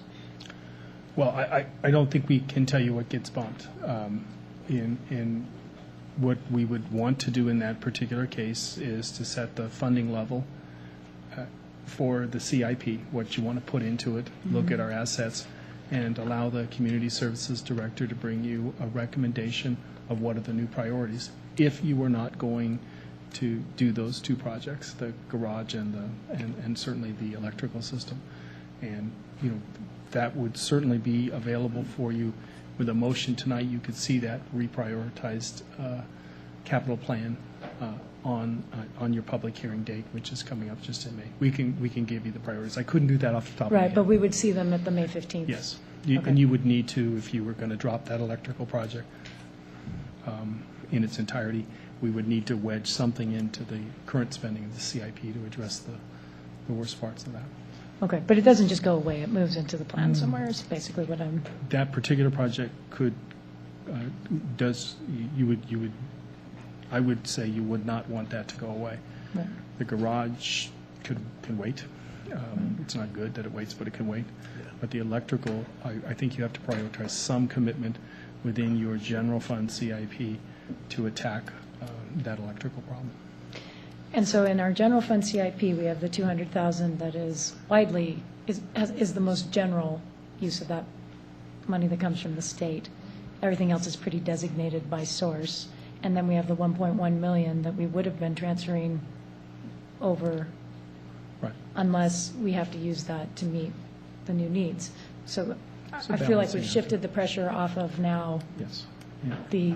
perhaps the $3 million problem in 2014 to the current capital improvement. Sure. Is that a Yeah, fair statement? And if something you wanted to add, John or Chris, am I misspeaking? The state funding, just to clarify, Chris Cobb, Capital Projects Manager. Just to clarify, Fund 1405 was ad valorem funds. And that was reinstated, 40% is coming in from the state keeps 60. That's going to look like about $162,000 a year. There is restrictions on that, how that is spent as far as your capital funds. It has to be major improvements or replacements. You really can't use it on carpet or repairing roofs. It has to be full replacements. 1404 is our capital projects general funded fund that we do the majority of our capital improvements. So if your direction, the city manager, is such that change the CSTAC bonding, as he stated, we'd be back before you May 15th and bring back to you new priorities. It was probably you originally saw in January and put the priorities in place. Okay. And so then in May 15th, if we saw those priorities and then wanted to choose to take that CTAX money and use it on those priorities, we could do it at that time, regardless of sort of what happens today, if they're so urgent? I mean, is that? Yes, we could accommodate that at that moment. We can still get that done. Okay, thank you. You have that time. Okay, number 6, questions. If not, looking for a motion.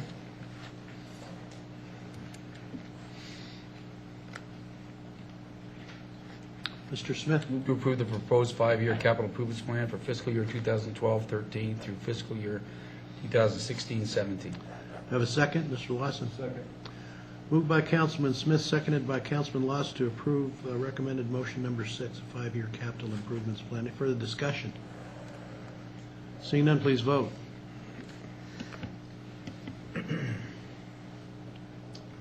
Passes unanimously. Number 7, move to approve the purposed use of unspent 2007 CTAX bond proceeds as presented. Questions?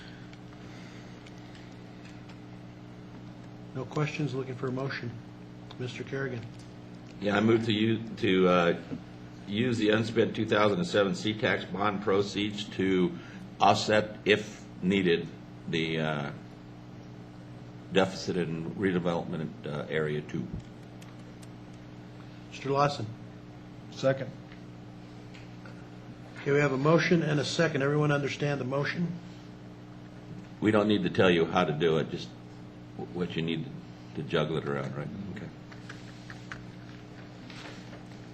Go seeing no further questions, please vote. Whoops, Mr. Ratty. I think that's so many numbers swimming in my head now, I've Yeah, completely exactly. forgotten. Is that projected deficit in this fiscal year, or is it in 14? Fiscal 14. It's in fiscal 14. So basically, we're just saying, we haven't done anything with those CTAX proceeds. They've been sitting there for a long time. We're not going to do anything with them this year. Correct. But if we have a deficit in 2014, then we can do it. So I And guess if- I'm kind of questioning why we're even taking action on this at this point unless we want to lock, unless your intent is to lock those up to do debt payment. Right. Because we don't have a deficit. We think there might be a deficit. There might be the way it was written that I read, there might be a deficit in 13. That's real positive. Okay, and if there is a deficit, then use it. If there isn't a deficit, then they can bring it back to us too, because that may be where we find the money to do City Hall. Yeah. Does that make sense? We need to try And then to we do could that. do that and then push, because that means it gets pushed back another year. But I guess my question is, we won't know if there's a deficit until the end of the year, right? Or maybe even as the year goes. I mean, to your point, if collections start to lag for whatever reason, redevelopment 2 is more susceptible to that because there's just fewer parcels.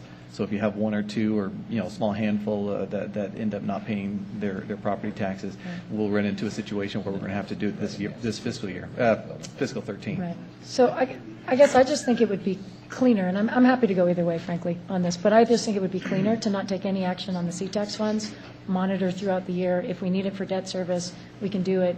If we need it for capital, because debt service is looking fine, we can do it. But we take that action when we know and are not guessing on where the greater need is going to be. Yeah. Or you give us the direction to use that as the flexibility comes up. And just to give us the flexibility of using time, if you could allow the use of $380,000 of that for advancing the design on the electrical project and that limited use, you would still be leaving $1.2 million in future actions of appropriation, but that would be an effective start to the project with July 1, where we could begin to do the advancement of those electrical and things that are in this building. So there's just a... You're still trying to squeeze that money out. Yeah. Sure I am. That electrical program, that is something that's awfully critical. It needs to be done sooner rather than later. I mean, we keep putting it off. Something's going to blow up pretty soon, and we'll be sorry that we didn't do something. Which is why I'd like to again suggest, and maybe if I'm just asking for flexibility until May 15th when we see the restructuring. Yeah, Julian, I have no problem with that at all. I mean, I just don't want to lock that up. So can we put this off till the 15th? Yes, you can. Yeah, okay. I withdraw my motion then. Okay. Go ahead, Ed.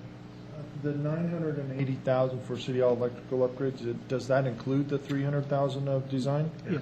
That $380,000 is the first component you do is the design of the project, and it's the City Hall work that they need to go through. You would be deferring the $600,000 of that into this motion you were discussing of holding on to that to be used for payments to redevelopment and the other mechanisms we want to apply against the fund balance problem which develops in 14. So it's just a way of getting going and still leaving you a pretty good chunk of that. You would be deferring the garage. So it's just that 380 for design. So we can just, do you But need you a can motion wait. to that effect, or you have direction what we should do on the 15th? If you would We'll like to take see care the of on 15th. prioritized list, we can certainly have that on your agenda for the 15th and complete the filing of the budget on time. So that's Okay. all we're doing. That's fine. All right, well, that's what's going to happen then. Okay. Oh, no, thank you. Okay, 6.5 we'll take after comments from the public. Let's move on to planning and zoning, second reading, public hearing, possible approval of bill number 2643. I know you're not doing this, Kronk. I'll be back, though. You get it.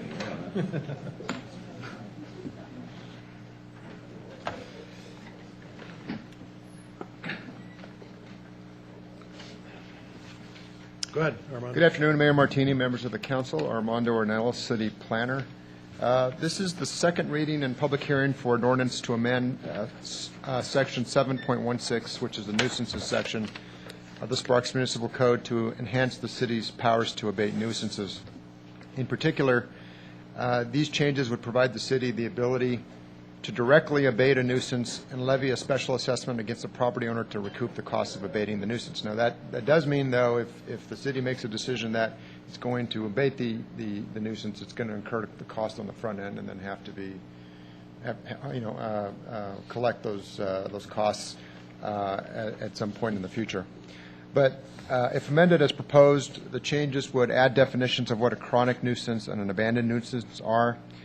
And let me preface it by saying one more thing. A lot of these changes, and the city attorney's office worked on this ordinance quite a bit. A lot of these changes are intended to bring our nuisance code more into conformance with the state law. So another change would be to require that the property owner be served a notice of violation by certified mail at their last known address. To allow the property owner to either request a hearing before the city's authorized official, which would be the city manager or his authorized representative, within 10 days, or abate the public nuisance within a prescribed time, and that's going to depend on whether it's one of these chronic or abandoned nuisances or just a run-of-the-mill nuisance, or in the case of it, you have a really dangerous situation, we would go to court immediately and ask for basically an injunction that would give the city the ability to abate the nuisance. An appeal would be to the city council. You could choose to go to district court, but really what we're trying to do here is provide a mechanism so that there's another alternative to going to district court, when that would be to go through this process essentially administratively and then coming before you, and you would act as the appeal board and render a decision.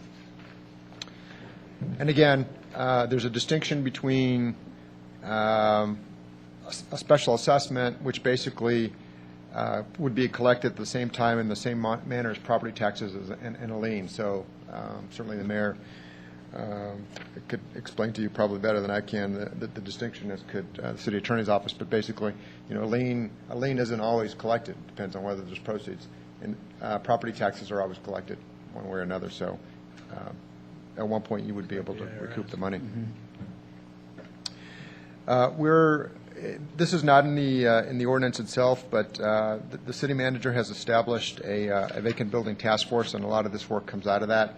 What we're proposing to do to basically make sure that there's a good vetting process in these cases where we are potentially going to do direct abatement would be to establish a review board. It would be an administrative review board. If the code enforcement officer, for example, had a case that he just simply wasn't getting a response, he could refer that case to this review board. It would be we're proposing that it be comprised of representatives of the building, fire, police, planning, and perhaps the city manager's office. And that way you have that body looking at it and saying, yes, this makes sense. This is a case where potentially it's serious enough or chronic enough where it makes sense for the city to directly pursue the abatement of it. As I noted, and this is my fault, I think in terms of a potential new need, if the city council wants to pursue these abatements, then there would need to be a fund established to pay for those on the front end. It would be replenished as those monies are collected at some point in the future. In general, the city attorney's office has suggested to us that the more significant the abatement, you have cases sometimes where you have property owners who have accumulated lots and lots of stuff on their property, and all that material may have some value. Those cases are actually the most complicated because the abatement is most significant and the abatement is more invasive than something where we're simply, for example, boarding up a building. So there's still a lot of due process here. This gives us another to riff off of some of the earlier discussion, another tool in our toolbox. But it's not another arrow in our quiver. Or another arrow in our quiver.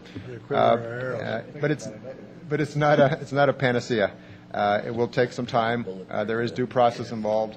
But at the end of the day, when we have cases where we simply can't get the property owner to do it, this would give us a mechanism to do it and hopefully recoup our costs. Okay. Questions, Mr. Smith? So if there's somebody living on the property, you have to go to court to be able to get on that property to do any of this abatement?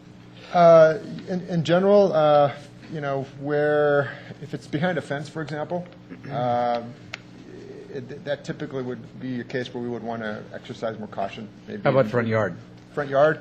In those cases, we probably could go on the city council's direction. Going to court, protects the city in some respects because you have a judge saying this is okay. But if we got into a situation where, we wanted to do this with some regularity, in general, we want to go to court less often than more often. So we would want to reserve going to court for those cases where we needed to do something in a hurry or where it was a more complicated situation. Well, then I would think that you will not recover all the costs. This will be a fund that we'll have to replenish. Certainly there will be, at best, there will be a lag. Yeah, there will be a lag. And I would think that the committee or the abatement people would have to make judgments on not the cost, but strictly on the nuisance. So if it costs us $10,000, that really shouldn't affect their decision at all. It should be just what's going on, right? It depends. I think. What if I said, well, you cleaned up his house, and you didn't, but now you're making me. You didn't clean up his house, but you're telling me I have to because mine's only $500 to clean it up, and his is worse than mine. You're going to have to just be careful. That's all. We'll have to have some consistency. So, we'll try to have to develop and apply criteria. Mr. Carey. We have utilized the risk fund as the place to take assets from and to bring recovery back in abating buildings in the past. And that is the fund that we would be recommending to you that we use. And it would be one we would have to manage with a lot of sensitivity to what our timelines are and what our budget are. But this tool will put us in a position where the worst of the problems you see today, we have a real legitimate shot of fixing them. Okay, one last question. Will you be using city employees to clean up these properties, or are you going to have to contract this out? I think that the current thinking is that we will be looking to develop a pool of contractors to do it. We do not have professionals with the licenses or the experience in the abatement of these types of hazards. Therefore, we would use contractors. Okay. Any other questions? Sorry.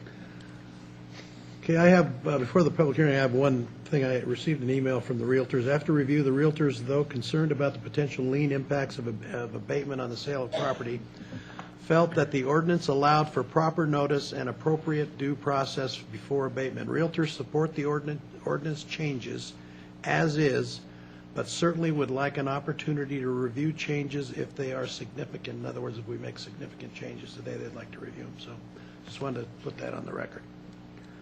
Okay, anyone else before we do the public hearing? Okay, I'll open the public hearing. Anyone in the audience like to speak to this particular item? Close the public hearing, bring it back to council for action. Questions? Motions? Mr. Smith. Move to approve 8.1 as outlined by staff. Do you have a second? Mr. Ratty. Moved by Councilman Smith, seconded by Councilwoman Ratty to approve 8.1, bill number 2643 as outlined by staff. Any further discussion? Seeing none, please vote. Passed unanimously. Thank you. Next is comments from the City Council and City Manager. Ms. Ratty. Haven't had enough time with the mic today.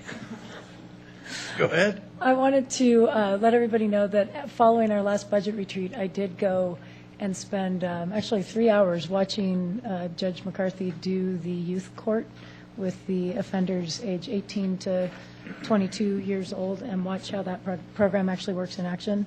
And I got to tell you, it was quite something.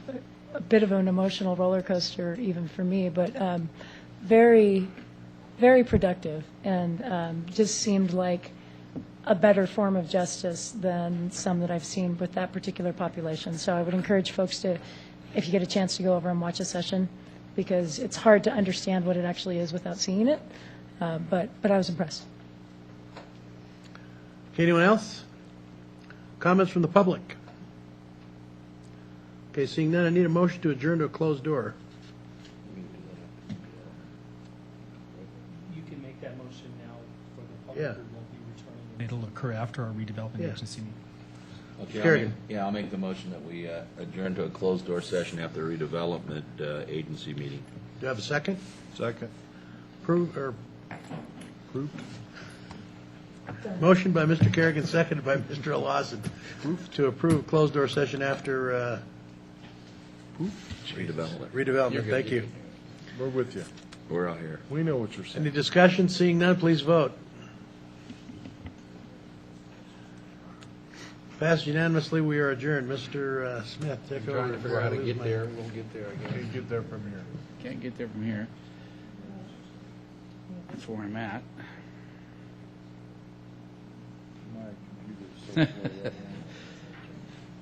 Michael.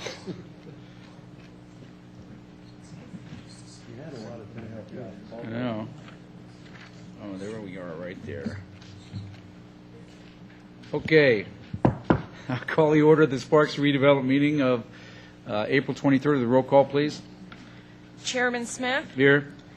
Acting Agency Secretary Gardner, here. Agency members Ratty. Here. Lawson. Here. Martini. Here. Kerrigan. Here. Schmidt. Absent. Chief Administrative Officer Carey. Here. Agency Attorney, Acting Attorney. Eiding. Here. Here. Thank you. We have a quorum. Okay, I'll open up the public comment. I don't have any cards. Would anybody like to speak at this time? Seeing none, we'll bring it back to the agency. Approval of the agenda. Move to approve, Mr. Chair. Second. We have a motion and a second. Any further discussion? All in favor, say aye. Aye. Opposed? Passes unanimously. Recommendation to approve minutes of, yes? I'm sorry, you're too official. Didn't hear who made the motion. To approve the agenda. That was Mayor Martini and seconded by? Lawson. Thank you. I apologize. for Ratty. that. Randy. We Okay. got it. Thank Sorry. you. No problem. You want me to repeat it afterwards? Okay. Okay, recommendation to approve minutes of the meeting for March 26, 2012. Any changes? Move to approve, Mr. Chair. We have a motion from Mayor Martini, Second. second from Councilman Kerrigan. Any further discussion? All in favor, say aye. Aye. Opposed? Passes unanimously. Number 4, report of claims and bills approved for payment, March 8, 2012 through April 4, 2012. Move to approve as presented. We have a motion from Councilwoman Ratty, Second. a second from Mayor Martini. Any further discussion? It's like pulling teeth. All in favor, say aye. Aye. Opposed? Passes unanimously. I see Jeff walking up here. Okay. Number 5, consideration, discussion, and possible approval of the Chief Administration Officer's final budget recommendation of the City of Sparks Redevelopment Agency areas 1 and 2 for fiscal year 2012-2013. Hello Mr. again. Gronk. Hello again. So 1 and 2, I'm just going to switch to there, and I think we can buzz through this really quick. Give me, I know. Okay, here we are. Okay, just very quickly. You have 3 hours. Oh, well then settle in. That's I think it's up. Just very quickly, property tax revenues for Area 1, I'll do Area 1 and then Area 2 very quickly, but property tax revenues for 1 are expected to decline by 3.4%, but expenditures are expected to remain constant with fiscal 12, and they include these 4 areas, debt service payments of about $2.6 million, common service charges of $304,000, special event subsidy of $119,000, and other expenditures of $257,000, which includes a $100,000 transfer to the Tour Mark Fund. Unrestricted ending fund balance is expected to be $1 million. Mr. Kerrigan? Mhm. Jeff, refresh my memory. What's the 100,000 to the tour mark? That was a transfer. It's 2 parts. $100,000 was transferred to the Tour Mark in fiscal 12, and then followed by another $100,000 next fiscal year. Yeah, fiscal 13. For what purpose? I don't remember what it was. Yeah. Well, when did we present that? That's 2 months. Mike has had some reduction in funding coming from the appropriated tax from room tax, and in order to advance the goals that are in the Tormark Committee's action plan, master plan, if you will, We felt that $100,000 this year would advance and keep all of the special events and activities on track. Right, so it's special events. Right. Yes. That's where I was going with it, okay. And signage and all those things. And we have another, one more year? One more year. One And more so- year, and then we've paid back that overpayment. Right. So the two appropriations keep us whole in advancing that master plan, and that's why it's here. Okay. So at the end of the year, we're expecting unrestricted ending fund balance to be about $1 million. There is additional $2.2 million fund balance, but those are restricted for bond reserves per bond covenants. Expenses are expected to be greater than the revenues by about $520,000. So at that current pace, if you will, the burn factor, that means 15, 16 fiscal year, 15 or 16, it'll be in a similar situation where the general fund will have to subsidize some of those costs that we're anticipating. But again, that'll be about 2-3 years out. And then the financial summary is what I've got here. That's very, very high level revenues, expenditures. And then at the top part of the page, and then the second half of the page is looking at the debt that's issued by the agency, or the agency is paying a portion of the city's debt. So with that, any questions on redevelopment 1? Any questions? No, sir. Go to 2. Okay, moving right along to area 2. Property taxes are expected to increase by 3.1%. Expenditures are expected to decrease by about 8.3%, and those expenditures include debt service payments of about $3 million, special assessment charges from the property that we own, the city owns, of about $93,000, and the primary reason for the decrease is the drop in the common service charges of $232,000. From fiscal 12, we're dropping that down to 0 in fiscal 13. Ending fund balance, as I said earlier at the city's presentation, is going to be razor thin, and it's going to be 0. There is an additional $2.3 million that has to be restricted for bond reserves. So in essence, the funds that are unreserved and available are going to be 0 by the end of next year. So the reason for that is the expenditures are expected to be greater than revenues by $652,000. Again, we talked about the $550,000 potential subsidy going on in fiscal 14. That is expected to be temporary as the debt falls off the books in fiscal 17. So going into fiscal 18, we'll be clear of that debt. So then I just basically put down I wanted to show you that string. That obviously changes depending on how the use of the bond proceeds would be utilized. But that's redevelopment area 2. Again, same kind of format as Mr. 1. Kerrigan. Mm-hmm. Jeff, getting down to the line, it says original issue amount. There's about $28 million worth of bonds that were issued. Do we remember what were those issued for? I'm sorry, where was this now? Look on your line down on the redevelopment area debt. Mm-hmm. I'm just going over that. There's 2 ad valorums in 2007, and 1 in 2009, and 1 in 2008. Yes. They roughly about $28 million. What were they used for? $28 million. Yeah, you add them all up. There's $28 million all worth told, of bonds. because you're actually talking about 4 different issuances. Right. Yeah. But do you remember what we issued those for? Well, the original ones, I'll start with the ones that are on the far right. Those were refunding bonds. Some of them were designed from when Area 2 originally was started up in 1999. There was also some of the bonds that were issued for the land that was purchased. That went kind of back and forth a little bit between being city-owned and redevelopment agency-owned. So those were the issuances that are paid on the 2 on the far right. The 2 on the left were the increment bonds really designed for the Legends area. That was all part of that whole project. So the ones project. on the left, about 20 million. Yeah, were to the Legends. Those were for Legends. Okay, absolutely. Thanks. Is that it? Okay. Mr. Addy. Again, I'm looking up all my funds now. If we start paying from the general fund this debt, is there any mechanism for redevelopment agency to pay it back when and if tax increment increases? You could establish that. There's not one set up in place, But you can, this is an agreement that was set up by council and the agency board to issue the debt in the city's name and have the agency pay that debt.